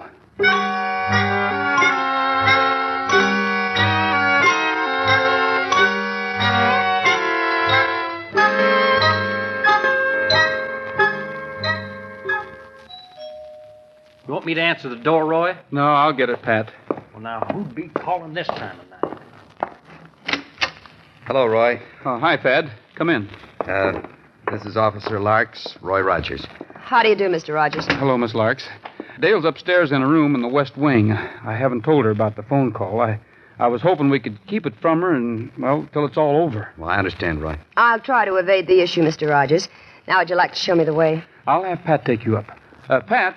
Yeah, Roy. Pat, this is Chief Brown and Officer Larks. How do you do, Pat? How do you do? Hi. Show Miss Larks up to where Dale is, will you? Sure. Just follow me, ma'am. Yes, thank you. Roy, has he called again? No, not yet. Well, where's the telephone extension in case he does? There's one in the kitchen and one upstairs where Dale is. Good. That's it. Now, give me a chance to get to the kitchen before you answer. Right.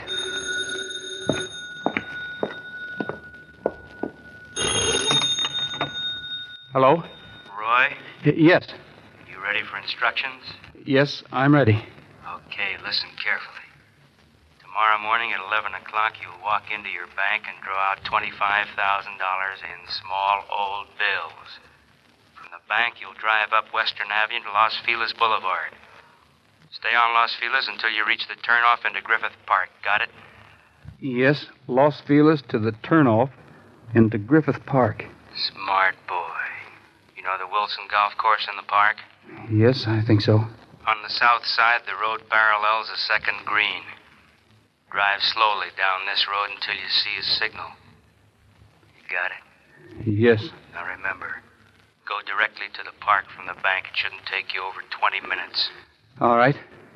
You just keep on schedule tomorrow and everything will be fine. Just fine, smart boy. Boy, Dale's sure curious about what's happening, Roy. And I'd kind of like to know what's going on, too. I'll tell you, Pat, just as soon as I can. Well, we're monitoring all incoming calls, Roy. I'll get a report on that one in a minute. Monitoring calls? How come? Answer it, Roy. Okay. Hello? No, this is Roy Rogers. I'll call him. It's for you, Thad. Oh, thanks. Brown speaking. Roy, I wish you'd see. tell me what... Quiet, Pat. Yeah. Mm-hmm. Well, that's something. Check with me later. I'll be here. Well? Well, I traced the call, Roy. It came from a payphone in a drive-in on Ventura Boulevard. However, he left the drive-in before our men could get there, but we did get a description of the car he's driving. It's a black coupe with a large dent in the right front fender. I see. Well, what do I do now, Thad? Exactly as he instructed. We'll have the entire area near the golf course covered tomorrow. If he shows up for the meet, we'll get him. Thad, are you sure Dale will be safe here with me gone? The grounds are covered, and Miss Larks is with her. I know, but what good can that do? The man said the time bomb was already planted. Time bomb? You hit the nail right on the head, Roy. What do you mean? Time bombs must explode within a limited number of hours, and they must be planted. So if we can keep Dale away from her usual surroundings until the bomb explodes, she'll be safe. Well, you'd better get it, Roy. I'll listen in from the kitchen. Right.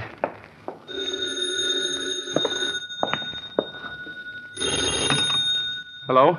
Roy? Yes. It's me again, Roy. Just want to give you a little tip, smart boy. Yes? No tricks tomorrow. Tricks? No cops.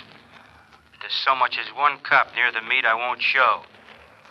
And if I don't show, you won't know where the bomb is, will you? No, I won't. And Roy, I'm real good with a rifle. I'll get her anyway if you try to be too smart. Wait a minute. Don't hang up. Having time, smart boy. See you tomorrow.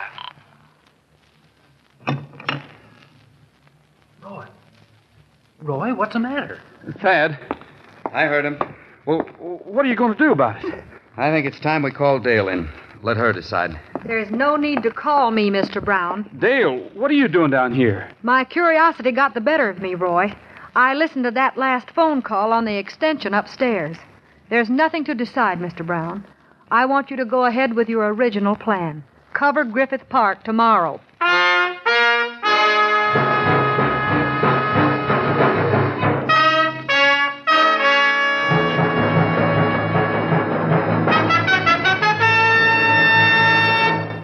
In just a moment, we'll return to Roy and Dale in the second part of tonight's story. Do you know how little it costs to step up to a big, beautiful 54 Dodge? The answer may surprise you. Actually, you can buy a brand new Dodge for only a few dollars more than the lowest priced car on the market. Yes, Dodge, with its big car performance, big car luxury, big car value, is the lowest priced V8 in its field. And what a bargain in economy and performance. See and drive the long, low 54 Dodge at your nearby Dodge dealers. By every standard, every comparison, the dependable 54 Dodge is your best new car buy. See it tomorrow. And now back to Roy Rogers and Dale Evans in part 2 of tonight's story.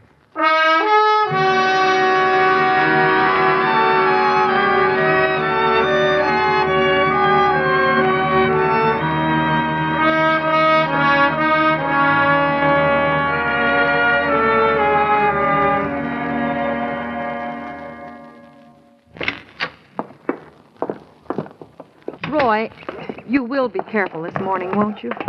You won't take any unnecessary chances. I'll be careful, Dale. Bullet knows you're going for a ride, Roy. He wants to go. Not this time, Bullet. Oh, I wish I could do something, Roy.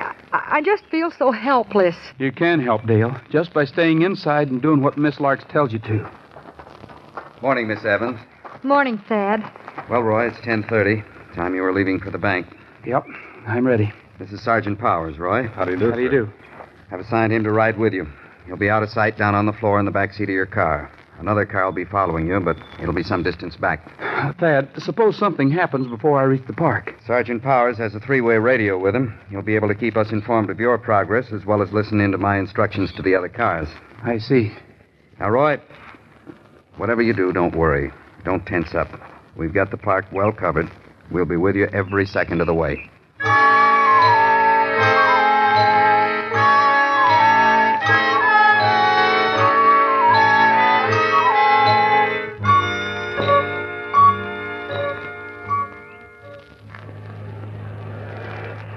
Sergeant Powers. Still here, Roy. Powers to Brown. Go ahead, Powers. We're on Western Avenue near Los Feliz. Good. Let me know when you turn out of Los Feliz. Right. Roy, Yes? how did it go in the bank? Any trouble getting the money? No, they had it already, like you said they would. Good. Those small old bills you're carrying are right out of the Federal Reserve Bank. We got a list of the serial numbers. You people think of everything, don't you? We try to. Where are we now? Just turning off Western onto Los Feliz. It's exactly 12 minutes after 11. We're right on schedule. Brown to Unit 19 and Unit 28. Cover the Vermont entrance to the park.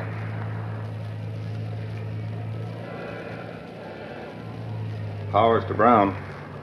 Go ahead, Powers. Turning into Los Feliz now. Right. That's funny. What's that? That car behind us. What car? It's been following us ever since we left the bank. It's right behind us now.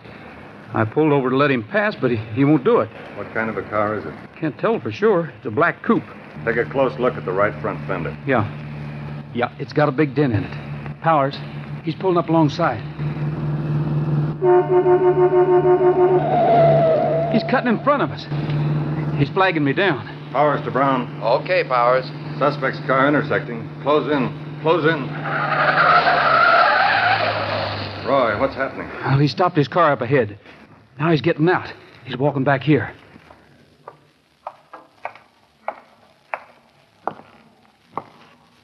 Hello, smart boy. Got a package for me? Yeah. Here! Oh, hold him, Roy. Go, you fool! You'll never save her now. We'll see about that.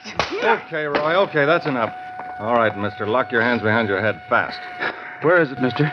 Where'd you put that bomb? You're so smart, smart boy. Find it yourself.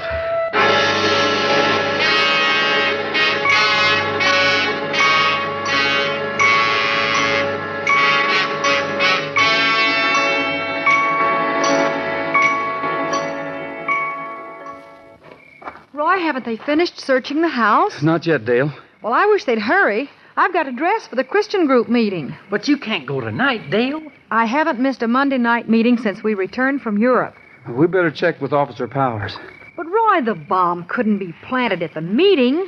Hey, Roy, you don't suppose that polecat just said there was a bomb planted so you'd pay him off? Well, it's possible, Pat.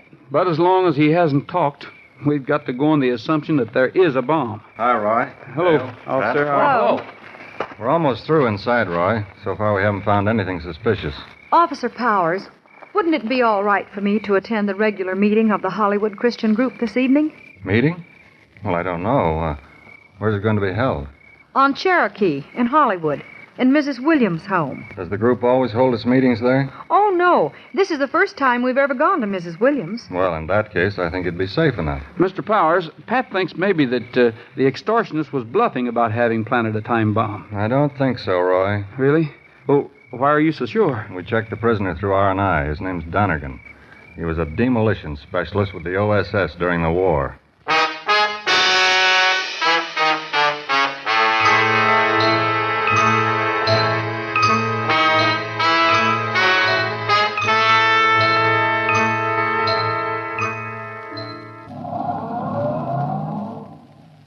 Well, there goes Dale to the meeting, Roy. It's 8 o'clock. She'd better hurry. She'll be late. Oh, meeting's at 8:30, huh? That's right. Well, I guess we can relax. You hungry, Pat? Yeah, come to think of it, I am. Me too. I'll get it. Hello? Hi, Roy. Thad Brown. Yes, Thad. Well, we finally got Donegan to talk. Had to trick him to do it, but we learned that there is a bomb and when it's set to go off. When? In just 20 minutes. You better get out of the house. 20 minutes. That's right. Donegan seemed pretty sure Dale would be killed. He even seemed to know Dale's usual routine. Oh? Tell me, where is Dale every Monday night at 8:20, Roy? Well, in her car on the way to the Christian group meeting. I see. Well, then... Pat, come on. Roy, what is it?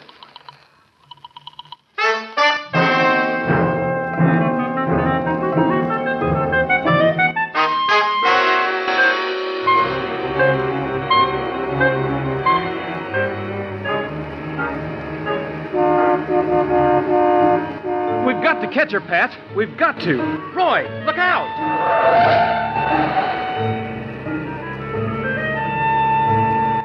What time is it? 7 minutes after 8. Oh, I should have known. We all thought the bomb was planted in a house, stationary. Better not talk, Roy. Just drive. Now, the freeway's right ahead. Once we're on it, we can make better time.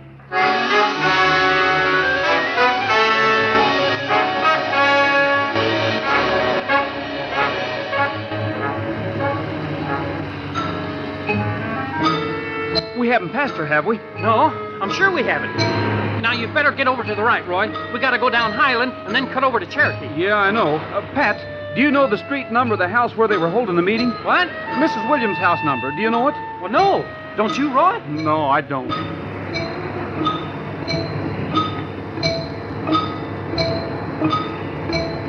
What time is it now? 8:15. Roy? I know, Pat. We're doing everything we can.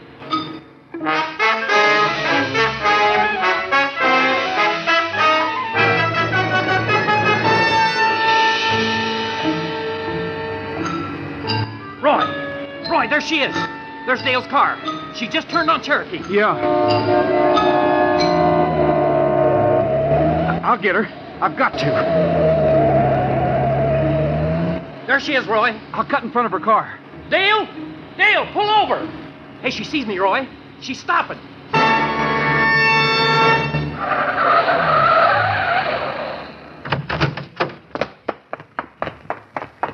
Dale, get out of the car. What? The bomb, it's somewhere in your car. Get out.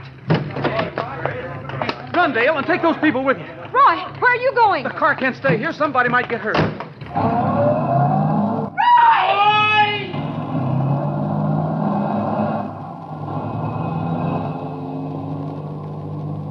8:19. Vacant lot. This ought to do it.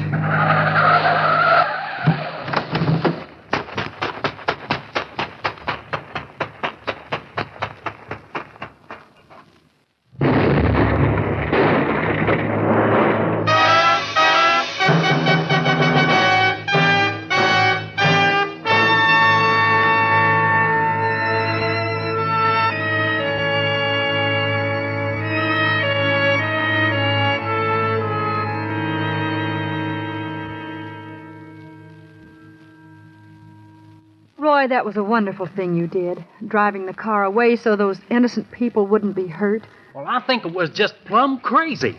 Roy, you knew that bomb was set to go off at 8:20? I know, Pat, but I had to take a chance that maybe Donegan's watch was a little slow. It was, about 30 seconds slow. Roy, suppose Donegan's watch had been fast. Oh, well, in that case... Ew. Roy, there's still a couple of things I don't understand. Like what? Well, how did Thad Brown get Donegan to talk and tell him where the bomb was and what time it was going to go off? He tricked him, Dale. He put one of his detectives into Donegan's cell disguised as a prisoner. This detective had some comic books with him. Comic books? That's right. What kind of comic books? Now, what kind of comic books would you think, Pat? Oh, I don't know. They wouldn't be by any chance, some Roy Rogers comic book. That's right, Pat. When Donegan saw them, he just couldn't resist blowing off his mouth. He wanted to let the other prisoner know what a big man he was. Well, great jumping catfish. That was sure a stupid thing to do. Sure, but Thad Brown counted on Donegan being stupid. Can you think of any other type of person who would try such a stunt? That's right, Pat. Criminals aren't smart. They just think they are. You can say that again. Just one more thing, Roy. Yeah? When did this Donegan fellow plant the bomb under the car? Sunday morning while you were at church. You see, he made a study of your habits, Dale. He knew that you always go to church on Sunday and that you always have a meeting of the Christian group on Monday. And, well, maybe you ought to change your habits a little. Oh, no, Roy. I may vary them from time to time, but I'll never change. Good girl. And now, what do you say we call up all of our friends and continue that party where we left off? When you live out in the country, everybody is your neighbor. On this one thing you can rely. They all come to see you, and they never leave you saying, y'all come to see us by and by. Y'all come, y'all come, y'all come, y'all come. Oh, y'all come to see us when you can. Y'all come. Y'all come. Y'all come. Y'all come. Y'all come. Oh, Y'all come to see us now and then. The kinfolks are a-comin', they're a-comin' by the dozen, eatin' everything from soup to hay. And right after dinner, they ain't looking any thinner, and here's what you hear them say. Y'all come. Y'all come. Y'all come. Y'all come. Oh, y'all come to see us when you can. Y'all come. Y'all come. Y'all come. Y'all come. Y'all come. Oh, y'all come to see us now and then. Y'all come. Now Benny's got a fiddle, hoe cakes on the griddle, and Honest Abe will play the old trombone. Georgie, he's cornetting, but on the bass I'm betting, and Bud's a-playing on the accordion. Y'all come, y'all come, oh, y'all come to see us when you can. Y'all come. Y'all come, now you hear? Y'all come, oh, y'all come to see us now and then. Y'all come. Now grandma's a-wishing that they'd come out to the kitchen and help to do the dishes right away. The lazy things.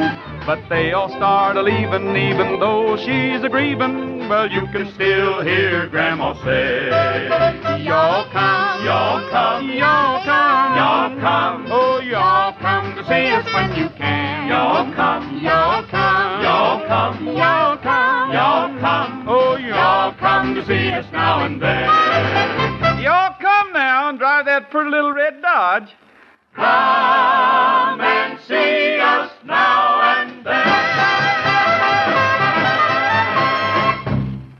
Maybe you folks saw an old film on television that showed the first African expedition in which automobiles were driven all the way from Cairo to Cape Town. You saw those Dodge cars take the beating of their lives through some of the wildest country anybody ever saw. It was sort of funny looking at that old film to see the styles they had in those days and to know how pretty the new Dodge for 54 looks today. But those old cars and the new 54 Dodge sure have one thing in common. They had big hearts, plenty of power, and they were made by real craftsmen who knew what they were doing. You'll know that when you see the new 54 Dodge. Underneath that smart, modern styling and those sweeping thoroughbred lines is sound, solid, honest workmanship that delivers everything a good car ought to have for easy, comfortable, enjoyable driving. Things like Dodge full-time power steering. Not part-time, mind you, but full-time power steering so that you end up a day of driving fresh as a daisy. That's just one of the things that makes Dodge a car that you can be proud to own. See your Dodge Plymouth dealer soon. You'll be glad you did. And if you're looking for a good used car, see the first choice used cars on your Dodge dealer's lot. They're tops. Well, that does it for tonight, folks. See you next Thursday, same time. Until then, goodbye, good luck, and may the good Lord take a liking to you. Happy trails with Dodge, the car that gives you more. The Roy Rogers Radio Show is produced under the supervision of Art Rush and directed by Ralph Rose. Tonight's story was written by Ralph Rose and Charles Smith. Music arranged and conducted by Frank Worth. Production assistant Virginia White. Tonight's all-star cast included Pat Brady, The Mellow Men, Joan Banks, Vic Perrin, Jack Crucian, and Paul McGuire. Join us again next Thursday evening at this same time when the dependable Dodge Plymouth dealer in your neighborhood will again bring you the transcribed Roy Rogers Radio Show. This is Lou Crosby speaking for the man who sells and services Dodge job-rated trucks and the elegant new 54 Dodge.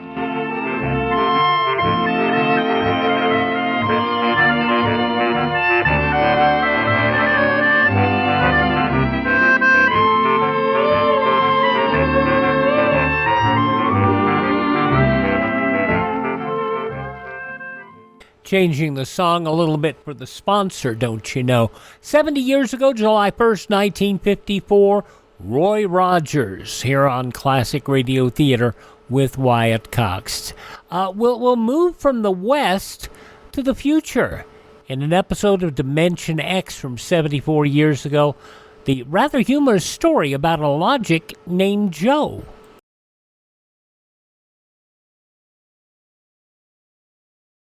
The Postmaster General of the United States, W. Marvin Watson. Each year, the mail load increases by billions of letters, parcels, and publications. To handle this tremendous volume of mail, we need a modern postal system, and we're working toward that goal. What can be done now? The easiest, fastest way to improve mail service is to use zip code. With zip code, mail can be sorted faster and more efficiently. Help yourself to better postal service. Use zip code. People worry a lot these days about artificial intelligence. Well, they were worrying about artificial intelligence 74 years ago.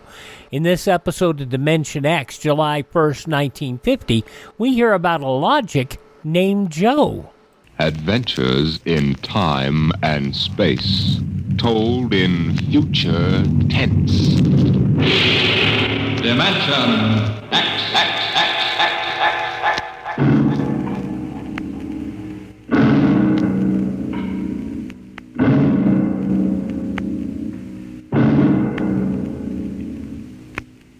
To all our listeners, a brief forward before tonight's adventure in the world of the future. Beginning next week, Dimension X moves to a new time on Friday evenings instead of Saturdays. In the Eastern Time Zone, it will be heard at 9 o'clock Fridays, Eastern Daylight Saving Time. In other zones, please consult your local newspapers to learn the new time of the program.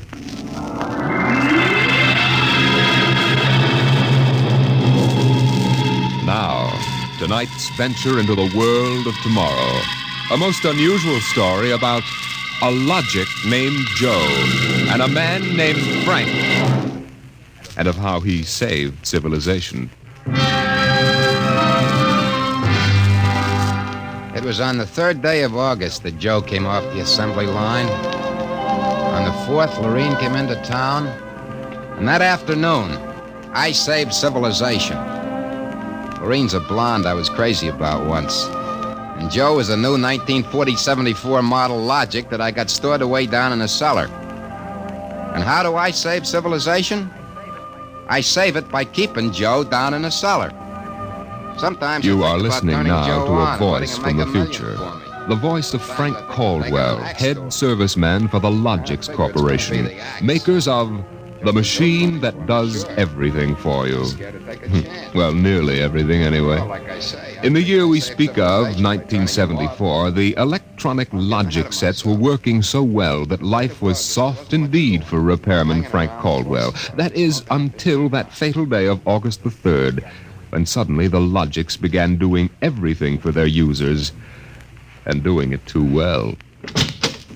Hi, boss. What's the matter? Somebody put you through a ringer? Frank, you busy right now? No, there haven't been any service calls all day. Fine, there's a customer outside. Go take care of him, will you? Me? I'm a maintenance man. I know, but there are no salesmen around this minute. This guy wants to have our machines explained to him. Explained? Yeah. Everybody in the world knows about Logix. Where's he been, on Mars? Just moved up from the backwoods someplace. Why don't you explain him? I don't feel too well. Yeah? You're okay about a half an hour ago. Look, you the boss here or am I? Go on out there, will you? Okay. Good morning. My name's Caldwell. Can I help you? Oh, thank you, Mr. Caldwell. My name's Kolanovich. This is my little boy, Freddie. Hiya, Freddie. Hiya, jerk. Ow. Freddie. I got you, didn't I? Fine kid you got there. Freddie, how many times I gotta tell you not to kick people in the shins? Excuse it, please, Mr. Caldwell. Sure. Just a kid. I got a knife home. Can cut you in little pieces. Freddie, we'd like to buy a Logic, Mr. Caldwell. The gentleman we spoke to first said he had to leave in a hurry. Oh, he did, huh? Well, I understand you're not acquainted with Logix, Mr. Kolanovich. Yeah, that's right. We just moved to the city. My wife, she saw that everybody else had a Logic, and you know how women are. You bet. Well, you can't get along without a Logic in this day and age, Mr. Kolanovich. Look I got a snake. Want to see Will it? you shut up that... Yeah, now, about the Logic. Yeah. Here, I'll plug one in here. There, now. You see, the Logic looks kind of like an old-fashioned television set, only it's got keys instead of dials. Now, if you want to talk to a friend... Yeah? You just punch the number of his Logic. Like making an old-fashioned phone call. Except you not only hear him, but you see him, too, on this viewing screen here. Now, of course, that's not the important feature of these things. Oh? Now, suppose you want to ask a question. A question? Like, what to take for a sore throat? Or who won the American League pennant in 1911? You just turn on the logic. Then you punch the question key and you ask, like this. Who was the first president of the United States? George Washington. You see? I already knew that. Well, that was just a sample. Oh. Well, I got a little store. Will it keep books for me? It'll keep your books, record your contracts, serve as a filing system, and check up on what happened to your lawyer's last client. Anything. Oh, say, they're really something, these things. 10,000 services and information sources in one. Read our advertising. Well, what I want to know, Mr. Caldwell, how do these logics work? You saw that big building across the street? Sure. Well, that's one of the relay tanks. Now, there are a dozen of them around the country, all hooked up together. And there's a data plate in one of those tanks for every fact in creation. You mean those relays know everything? If there's something they don't know, the technicians are busy making a relay plate for it right now. The logic integrates the facts in the tank and gives you the answers. Hey, you. Can I ask this thing how to make dart poison? How to make what? Dart poison, like in Africa. I could shoot the darts from my pea shooter. Oh, well, I think maybe we better not get one of these things. Well, that's okay, Mr. Kalanovich. The logic won't tell you about no dart poison, see? Bet it will. I'm gonna try it. Hey, how do you make dart poison? Public policy forbids this service. What'd it do that for? On account of some little brat, on account of some children might ask things that ain't good for them. Listen, I don't like this here one. I want that one over there. They're all alike, kid. I want that one. If I can't have that one, I'm gonna hold my breath till I'm dead. Well, I got lots of time. It's no use, Mr. Caldwell. You might as well give him the one he wants. But, kid, they're so much alike. Even I can't tell them apart. I can, and I want Joe. Joe? Who's Joe? Oh, I guess he means the logic, Mr. Caldwell. He has to think up a name to call everything. You should hear the names he calls me. Not till I'm 21, I promised Mother. Okay, so we call him Joe. But what makes you think Joe's any different from the rest? He looks different somehow. Don't be silly. Them things are all alike. The 1/10,000th of an inch. Just the same, I'll bet he'll teach me how to make dart poison. Okay, then. Come on, Joe.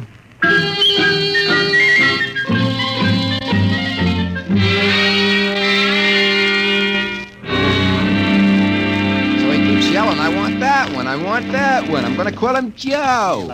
Mike, I could have wrung his neck. I could have How many cards, Charlie? I pass. I'll draw two. Well, what a holy terror. He had his father scared to death. Too bad that kid ain't mine. I'd show him quick enough who was boss in the family. Holy smoke. What's the matter? Sorry, fellas. Gotta hold up the hand a minute. I just remembered. Gotta call my wife. Oh, let her wait a minute. Yeah, sure. You ever met my wife? Yeah, I did. Don't let her see the card game or she'll be down here with a hatchet. You telling me. Hey, what's the matter with this thing? He ain't getting my house.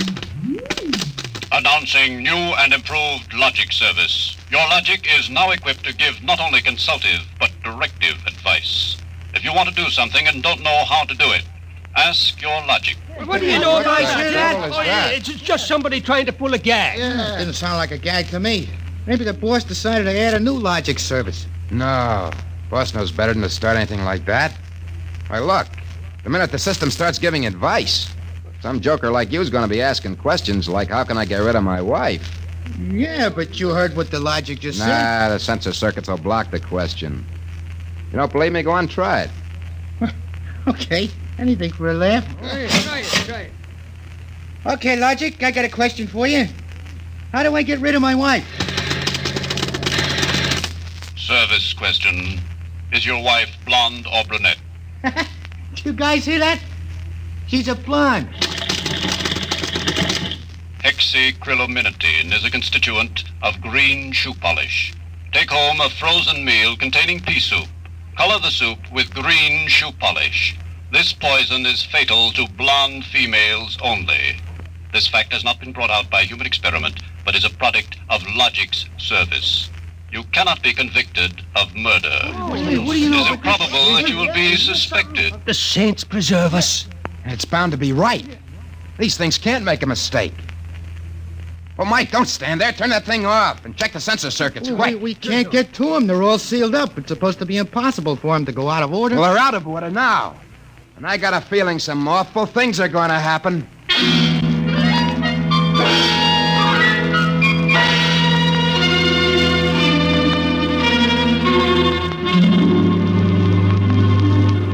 Boss, we got to do something. The logics have gone nuts. Relax. The thing gave a goofy answer once. Maybe it was a joke. Who ever heard of a logic making a joke? Well, it was an accident. Forget it. It won't happen again. What makes you so sure people are going to be trying it? Now, look. Supposing I wanted to get rid of you, for instance. You don't. How would you collect your pay? Yeah, but supposing. I'm going to try it and see what the logic says. If you want to do something and don't know how, ask your logic. How do I bump off my boss? A male, bald-headed, 45. Service question. Is he fat or thin? Holy mackerel. Fat. Make some chocolate ice cream containing powdered charcoal in place of half the chocolate. Use Hotzo brand charcoal. Hotzo contains an ingredient fatal only to fat, bald-headed males. This fact is a product of Logic's service. You hear what it said? If this keeps up, we'll have to shut down the company. You kidding? We can't shut down the company, and you know it. Logics do all the computing, bookkeeping, filing, and recording of contracts for every business in the country. They handle all television programs, personal calls, weather forecasts, employment notices. I know that, but... Wake up. If we shut down the Logics, we go back to a civilization we've forgotten how to run. Yeah, but the point is, boss, they're now giving out information on murder. And no telling what else. Well, we'll just have to find out why and fix it. Meantime, there's nothing to worry about. Nothing to worry about? Of course not. You've asked these questions for a gag. Nobody's going to ask them seriously. What you need is a little faith in human nature. Oh, excuse me, it's probably the wife. Person-to-person video call. Go ahead. Cyrus, dear? How do you feel? Why, just fine, sweetheart. I just called to tell you, Cyrus, I want you to be sure and get home on time for dinner. Yeah, why? Because I've got a surprise for you, dear. Your favorite dessert. Dessert? What kind? Homemade chocolate ice cream. The flavor is heavenly, Cyrus. When you taste it, you'll just die. Cyrus, what's wrong? Why don't you answer me? Cyrus! Chocolate ice cream, huh? This can't be happening. Agnes wouldn't... Why, this is dangerous. Have a little faith in human nature, huh? Caldwell, you're the head of the maintenance crew. I'll give you 24 hours to fix these Logics, or you're fired. Now, look, boss, Get me the police. Get me an extra maintenance crew. Get me a doctor. You. Me? Get moving. Where? Anywhere. Find out what the Logics are up to. And see that you find out before the Logics do.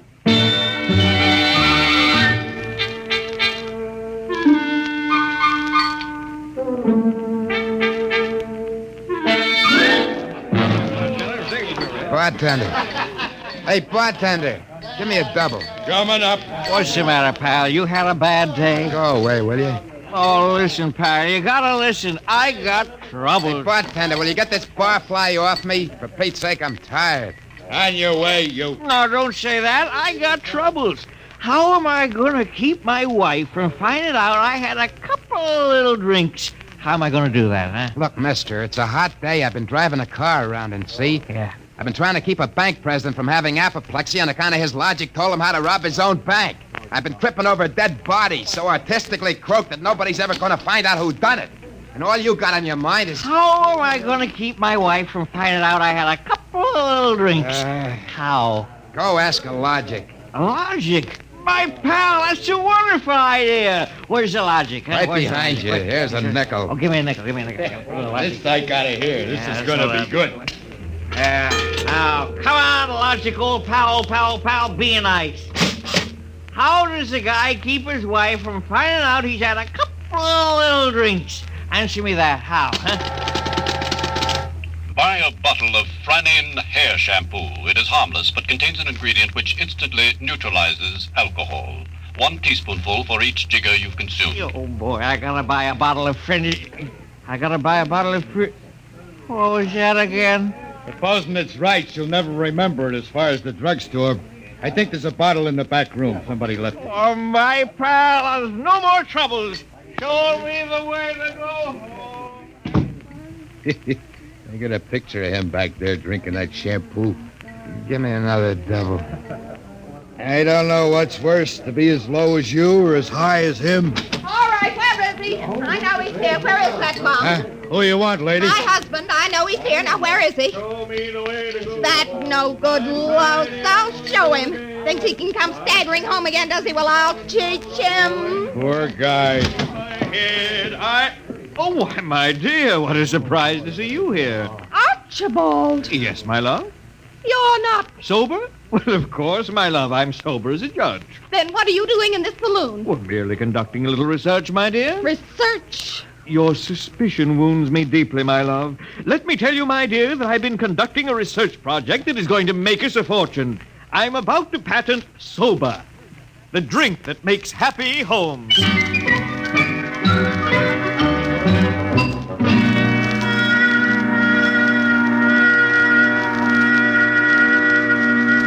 Caldwell from the Logics Company, Sergeant. I just stopped Logics Company. Listen, Caldwell, you people get those blasted machines under control or we'll have you all behind bars. Now, look, Sergeant. No, you look. At this blotter. Blank. The greatest crime wave in history, and we can't even make an arrest. They're all perfect crimes. Well, we're doing our best to find out. It's not good enough. If you can't find out anything, shut down the company. Or the police department will. We know there's some big gang back of this.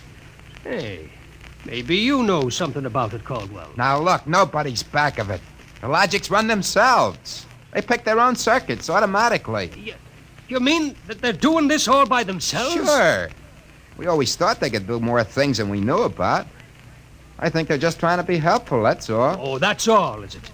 Well, you'd better make them cut out the tricks, including this new one, this new business they're up to now. What new business? It just started an hour ago. Every time you turn on a Logic, it asks you your name and then spiels out the whole history of your life. Huh? I haven't heard about that. What's it do that for? You tell me. Go on, try it. Okay. What is your name? Huh. How do you like that? I'm Frank Caldwell. Frank Caldwell. Were you ever called Ducky? Oh, Ducky. Lay off, will you? What if I was? It's been years. Ducky, there is a video call for you. Hiya, Ducky. Holy cats. What's that? Lorraine. Ducky, darling, how marvelous. Look at that blonde. It's Lorraine. Where are you? Oh, silly, I'm in my hotel room. Say, how do you like my play suit? Well, I just got into town. Oh, Ducky, wasn't it smart of the Logic to find you? Logic? Find me? I asked it how to find you, Ducky. You must have an unlisted number, darling. You're not in the directory. Yeah. Well, how have you been, Lorraine? Since I saw you last. I, heard you got married. That's right. Ducky, you won't believe me, I know, but I've had 4 husbands. But I've never loved anybody as much as I love you. You've divorced 4 husbands? 3. The last one died unexpectedly. Who unexpected it? He did. But the jury acquitted me, Ducky. They knew it was just a little old accident. So now I'm free again, and we've just got lots of things to talk over. But, Lorraine... You come right over here, Ducky, instantly. Well, I'm working. I'll call you back. Oh, I'm so lonesome. Please make it quick, Ducky. Have you ever thought of me? Oh, yeah, sure. Plenty. You sweet. Here's a kiss. That'll just have to last till you get here, but hurry, please. Oh, my back. What am I going to do? Do like you were telling me a while ago. Huh? Calm yourself, Ducky.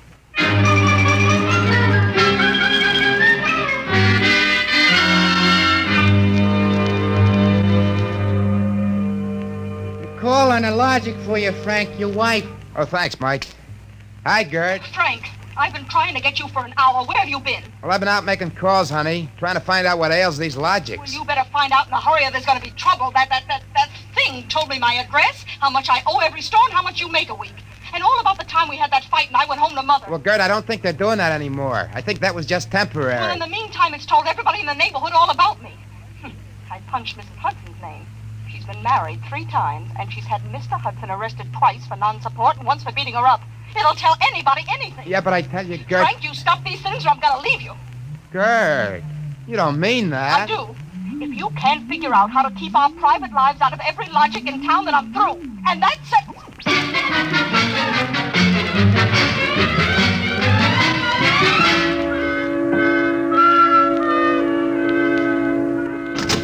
Hey, boss. You gotta put more men on the job or something. We gotta lick these logics. My wife's gonna leave me if we don't. You're also going to be looking for a job if we don't. Well, I don't care about the job, but listen. You listen. The logics are giving out information on high explosives, the fine points of murder, and legal loopholes that'll beat any charge from hijacking to high treason. Yeah, but my wife... And about 6 guys have thought of asking how to switch bank credits so they can corner all the cash in the country. Now quit bothering me. Get over at the tank and help Mike try to block off some of those circuits.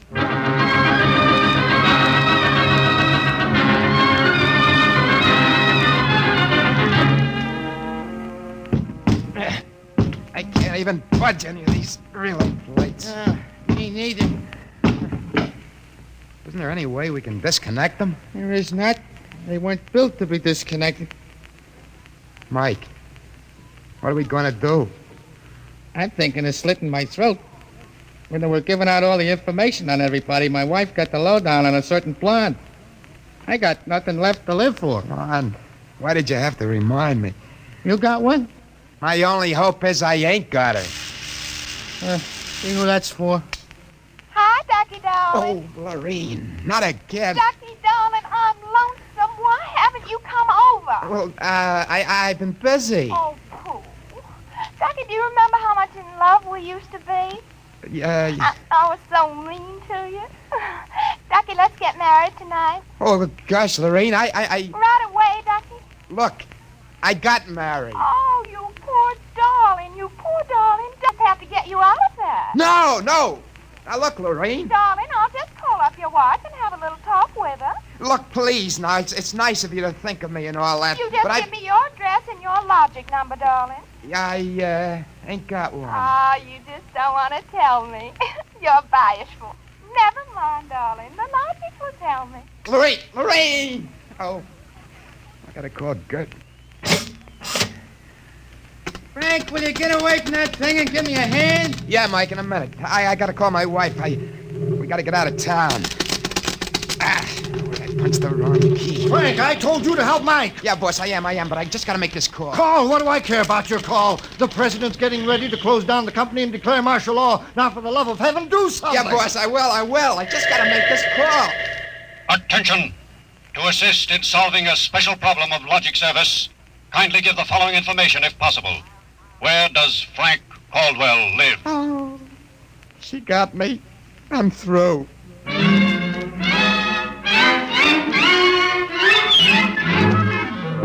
Look, Gert, there is no blonde. Frank Caldwell, I told you I was leaving you. Well, leave me later, will you? Right now, pack yourself up and the kids. We gotta get out of here. What is all this? Are the cops after you or something? Yeah, that's it, the cops. Come on, get moving, will you? Hey, get away from that logic. Yeah, but don't you think we ought to hear the police calls? 27 and car 31 detailed to round up all employees of the Logics Company. Use caution. They are suspected of sedition. Holy smoke, the Car cops are after me. But you just said they were. 17, proceed to vicinity of 119 East 7th Street. Child terrorizing neighborhood. Use extreme caution. Child is armed with pea shooter using poison darts. That is all. Ready. Who's Freddie? Oh, he's a mean little kid. He wanted a logic that would tell him how to make dart poison. They're all alike, I kept telling him. They're all alike. What are you talking about? I don't know. All I know is it was a nice world up till yesterday. Now it's like a guy named Joe come along and squashed all our mud pies for us. Looks to me more like it was a logic named Joe. A logic name? They're all alike. Gert, baby! Let go of me. Oh, don't be so silly. Okay, honey, hold the fort. Maybe they aren't all alike. Where are you going? Frank, you're going to make a getaway? Baby, if you got the right inspiration, I'm going straight to the middle of this whole jamboree.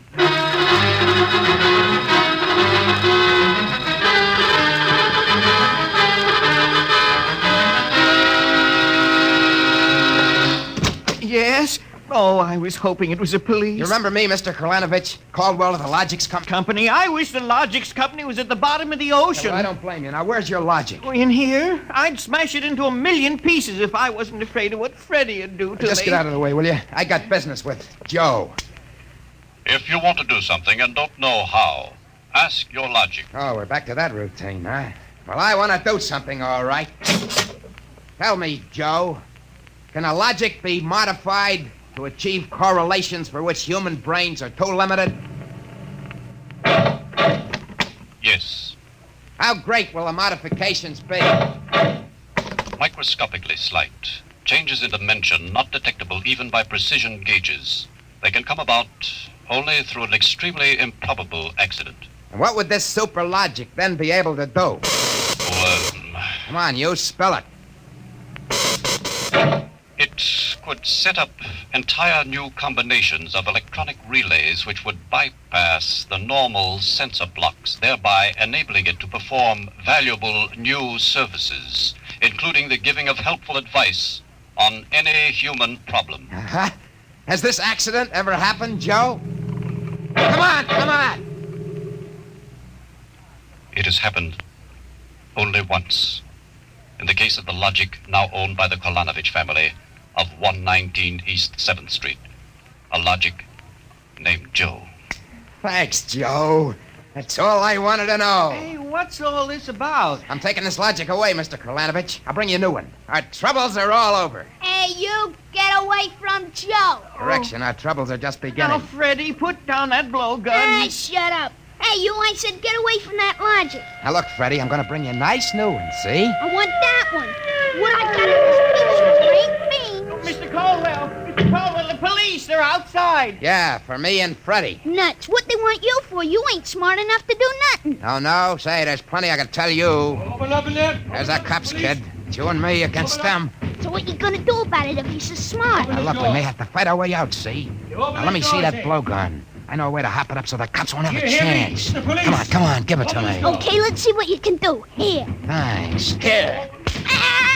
Oh, Mr. Caldwell, you're a great man. Now, all I gotta do is to pull this plug out of the wall. Come right in, Sergeant. Careful, men. Careful. That must be the kid. But he don't look so tough to me. Well, he got a little soft. Oh, there'll be no more complaints, officer. I guess I can go on where Mr. Caldwell left off. Caldwell, you're wanted. This time you either answer some questions or we'll keep you in the cooler till you do. What, in jail? Oh, okay, let's go. Hey, wait a minute. You act like you wanted to go to jail. Yeah, I do. I got a feeling it'll be safer there. What do you mean? Just put me away till a certain party leaves town. I'll confess to anything. Okay, then, Caldwell. Into the paddy wagon you go. Thanks, officer. You may be saving my life. Now, if you just help me carry this logic out... Wait a minute. You can't take that in the wagon. I can't? Why not? No room.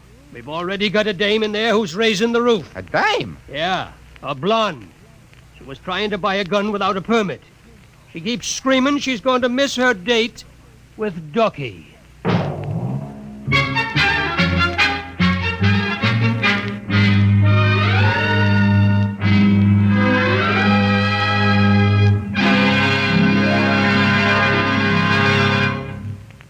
You have just heard another adventure into the unknown world of the future, the world of Dimension X.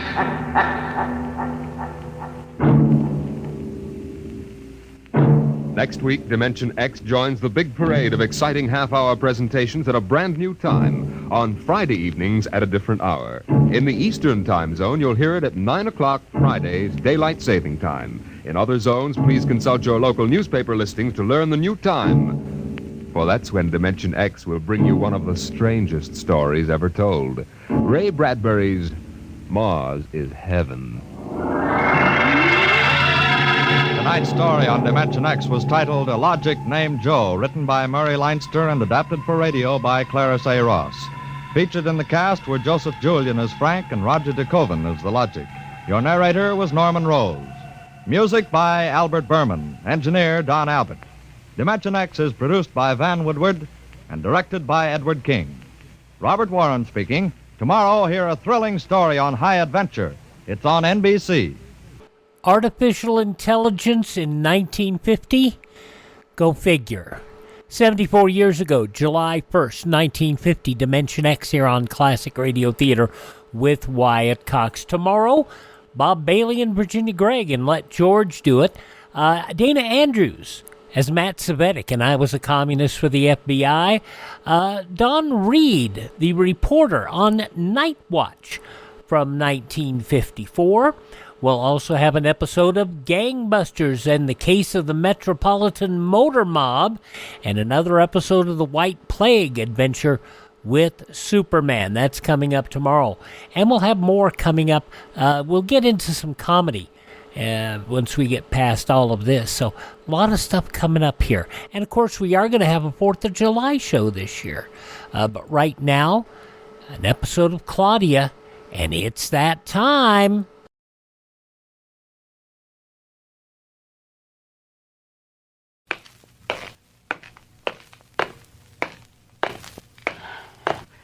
They say neither snow, nor rain, nor heat, nor gloom of night.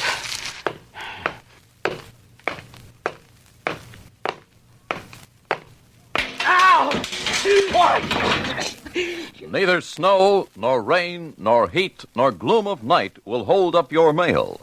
But you can if you don't use zip codes. Be sure to use zip code on every letter and package you send, and always include your own zip code in your return address.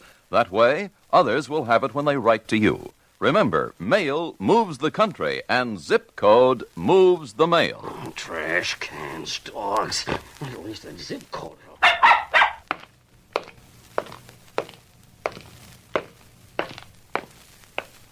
Celebrating, of course, the birthday of the zip code today. Now, let's celebrate another birthday.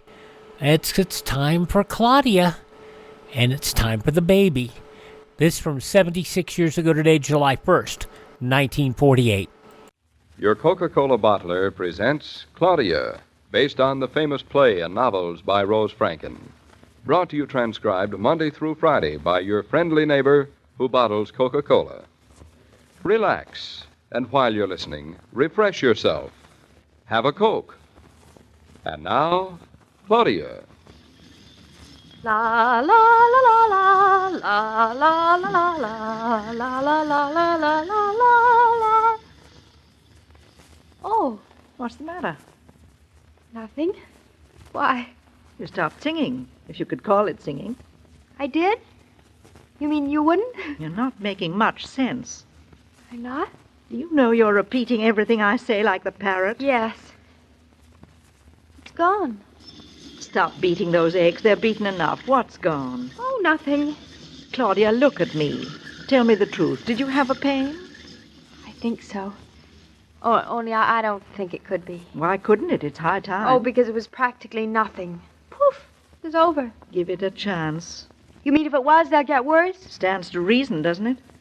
I bet I'll be different. All women with first babies bet they'll be different. Watch the time. It's 5 of 6. Let's see what happens at 1:15.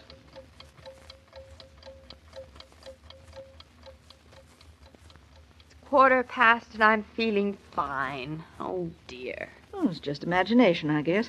Run along. You can set the table. David should be home any minute now. Oh, well, I didn't think it was anything anyway. Oh, you've had so much experience? No, but I intend to have the baby some morning, right after David leaves for the office. Not in the evening, just before he comes home. I see. You've got it all planned out. 1, 2, 3, just like that. Yep. In fact, you intend to kiss him goodbye some morning, and as he opens his office door, the telephone rings, and lo and behold, he has a son. And he says, what a remarkable woman my wife is. I never told you. How'd you know? I remember. You mean you with me? You mean all women are the same, fundamentally? Exactly. In your own words, all women bet they'll be different, and hardly any of them are. Well, what do you want to bet I'll be? Be what? Different. Now, what's the matter? Nothing. Oh, Mama, I'm so excited. Are you sure? Mama, this is not imagination. Isn't it wonderful? What do we do about David? What do you mean about David? I'd love to have him eat his supper in peace and not be all upset, the way you are. The way I am. Yes, your face is flushed and your chin is quivering and your eyes are shining like you were ready to have tears in them. You silly woman. You're crazy. Oh, I'm not finding fault, mind you. You don't have a first grandchild every day in the week. Thank heaven. Here's David. What do we do? Tell him, of course. He'll have to know sooner or later. Make it later and leave it to me, Mama. Just go ahead as if nothing's happened. Nothing has happened yet, and it mightn't for hours. That's why I'm going to try and get him out of the house before we go to the hospital. On any pretext. You never will, but I wish you luck. I'm going to phone Dr. Rowland now and get your suitcase packed. It's all packed except my brush and comb. Just phone the doctor and tell him I've had 2. Shh, here he is. Well, what's the idea of not coming out to greet me? Where are you going, Mother? To wash up before dinner. Any objections? Without even so much as good evening in my own home? This happens to be my home. You're just stopping here temporarily. Good evening. Fresh, isn't she? Very. Good evening, Claudia, my dear. Good evening, David, my dear. Did you have a pleasant day at the office? Yes, indeed. And you, my love, did you have a pleasant day? Oh, wonderfully pleasant, exceedingly pleasant, getting pleasanter every minute. Hey, come over here to the light. What's the matter? Something's going on here. Why? What should be going on? Your face is funny. Well, it's a fine time to discover it. It's the only face I've got. What's wrong with it? You're all flushed, and your eyes are shiny, and your voice is shaky. You are crazy. I'm crazy, am I? What are you trying to put over on me? Oh, you're just too darn smart. I wanted you to be surprised. Darling, after all these months, it could hardly be a surprise. Is it really true? I think so. Mama's going to phone Dr. Rowland. Oh, so she's trying to keep it a surprise, too? Yes, don't let on you know and see how she acts. Look here, you're taking this like a picnic. It's the most wonderful thing that ever happened to me. Except marrying you. You're not a bit scared? What's to be scared about? David, you're not scared, are you? Me? Of course not. I'm like the Rock of Gibraltar. Children, I think we'd better sit down and eat right away. What's your hurry? Do you want to go to the movies tonight? The movies is right. That wife of yours is certainly in a good mood this evening, David. Yes, isn't she? But what's the matter with you? Me? Yes, don't you feel well? Your face is as white as a ghost. Oh, don't be ridiculous. Don't look now, Mama, but the Rock of Gibraltar is having a baby. What a coincidence. The 3 of us seem to be in the same boat. So we'd better get over to the hospital as soon as we can. Yes, I think we'd better. I think we ought to start. What time is it, David? Dr. Chafin wanted surgery. Dr. Chafin wanted surgery. Smells just like a hospital. What'd you expect it to smell like? I'll find out what room you're in, and we can go right up, I suppose. Sit down, Claudia, until David comes back. All right, Mama, I don't have to sit. I think we were silly to rush off without supper. Don't tell me you're hungry. Certainly I'm hungry. Won't hurt you for once. It worries me that David hasn't had anything to eat. You either. Suppose you stop worrying about other people. Mama, look.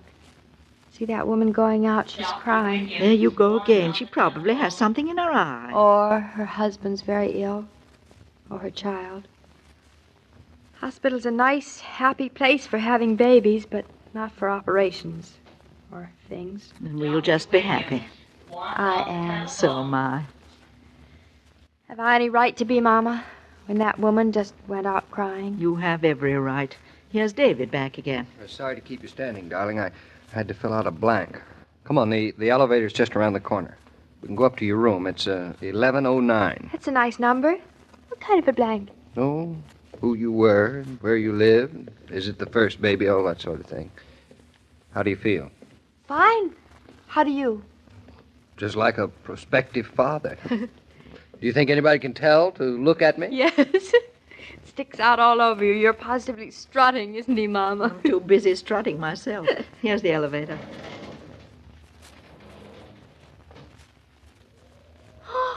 Look at all the boxes of flowers. Do you think anybody send me flowers? The 11th floor, please. I'll send you some. Some what?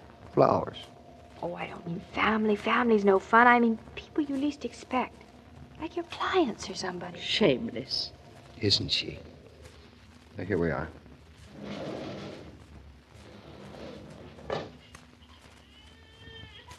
Oh, listen, a baby. This must be the maternity floor. Yes, it is. I'm so thrilled. In a little while, David, we'll be hearing our baby. Please, God. Mama's superstitious. If there's any wood around, she'd knock on it. Oh, here's 1109 staring straight at us. Your nurse seems to be there already, waiting for you. She looks awfully capable. She'd better be. And strict. She's not going to stand for any shenanigans. Mrs. Norton, this is your room. I've been waiting for you. I'm Miss Kay. How do you do? This is my mother, Mrs. Brown, and my husband. How do you do? How do you do? Let me help you off with your coat. Oh, I can manage. Where do you want the suitcase, nurse? Just over there. I'll unpack it later. I'll unpack it. I know just where everything is. Do what your nurse says. Has Dr. Rowland come yet, Miss Kay? Oh, no. There's no point in Dr. Rowland being here until I call him. Oh. I believe he's having a dinner party at his home. A dinner party when my son is expected any minute? Well, that is a nerve. Dr. Rowland relies upon me to keep him informed. I have to warn you, you can't go by looks with me at all. Or actions, either. This is her first baby. Yes, but I feel quite an old hand at it. Then I suggest that you get straight into bed and save your strength. Miss Kay is right. Into bed with you. Here's your gown. Oh, I have my own. You can use your own gowns later. She's really not such an old hand at this as she thinks, Miss Kay. You'll just have to be strict with her. I can see that. If you and Mr. Norton will be good enough to leave us now. Leave? Dr. Rowland prefers his patients to be very quiet. I suppose it's wiser, dear, for us to go. I suppose so. You haven't had your supper yet. Yeah, that's right.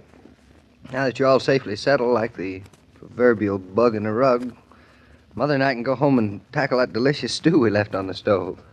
Eat some for me, too. We will. It'll keep up your strength. It's very wise of you both not to hang around. It'll probably be ours. Possibly not until morning. Oh, that's what you think. Now, don't argue, darling. Pop into bed and be a good girl. David, your hands are like ice. Well, nonsense. There's nothing to be nervous about, really. Of course there isn't. Why don't you and Mama go to the movies after supper? Excellent idea. Yeah, we'll do just that. So long, darling. So long, David. I'm so glad you're going to have dinner, really. Go out and take your mind off. That's what I reckon. Be good. Let who will be clever. So long, Mama. In a little while, it'll be hello, Grandma. That it will. Now, if you're ready, Mrs. Norton, I'll help you out of your dress. Oh, I can manage myself.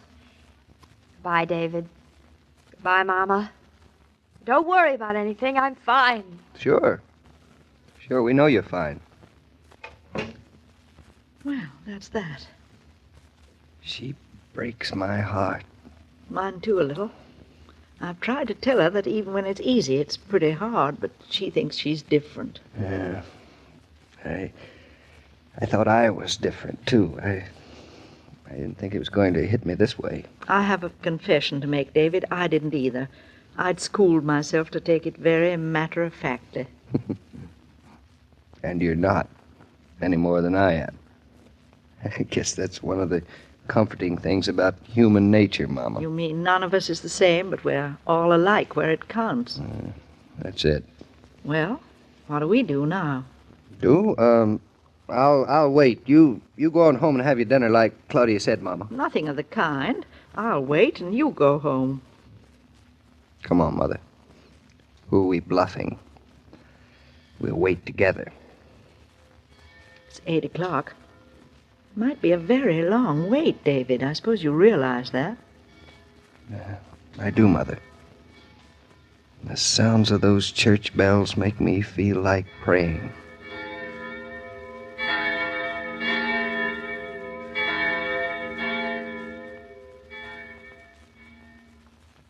Going away for the 4th? Or are you planning a picnic or some other festivity nearby? In any case, bear in mind that you're likely to have a better time if Coke goes along. Better order Coca-Cola today to be sure you have enough on hand.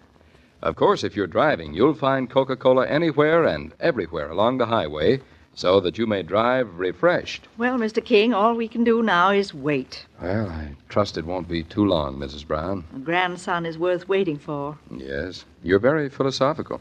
There's nothing else to be. How's David taking it? Seems to be fine. A little quiet, maybe, but fine. I remember when my wife had her first. I started off strong and swell and confident. Then slowly but surely the hours took their toll of me. You'll see how David survives. Wish him luck for me, will you? We men have got to stick together in this woman's world. Won't help you much, but go ahead and stick. I'll pace up and down with David. Well, so long, Mrs. Brown. I'll be back tomorrow and join in on the pacing, if you don't mind. On the contrary. See you tomorrow, Joe. Right here in the corridor outside Claudia's door. Good luck. Goodbye. As I was about to say, every day, Monday through Friday, Claudia comes to you transcribed with the best wishes of your friendly neighbor who bottles Coca-Cola. So listen again tomorrow at the same time. And now this is Joe King saying au revoir.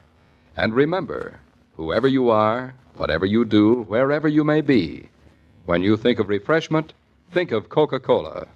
For Coca-Cola makes any pause the pause that refreshes. And ice-cold Coca-Cola is everywhere. This broadcast of Claudia was supervised and directed by William Brown Maloney. It'll be soon, July 1st, 1948, 76 years ago today, Claudia, here on this Monday Classic Radio Theater with Wyatt Cox. A lot more great stuff to come, and we will tell you more about it as the week progresses. Tomorrow, Bob Bailey and Virginia Gregg and Let George Do It, a fine West Coast program. I Was a Communist for the FBI, starring Dana Andrews. Night Watch, Gangbusters, and Superman. That's all coming up on our Tuesday podcast. We look forward to seeing your smiling ear out there then. It's more than just old radio shows. It's history. It's classic radio theater, and I'm Wyatt Cox.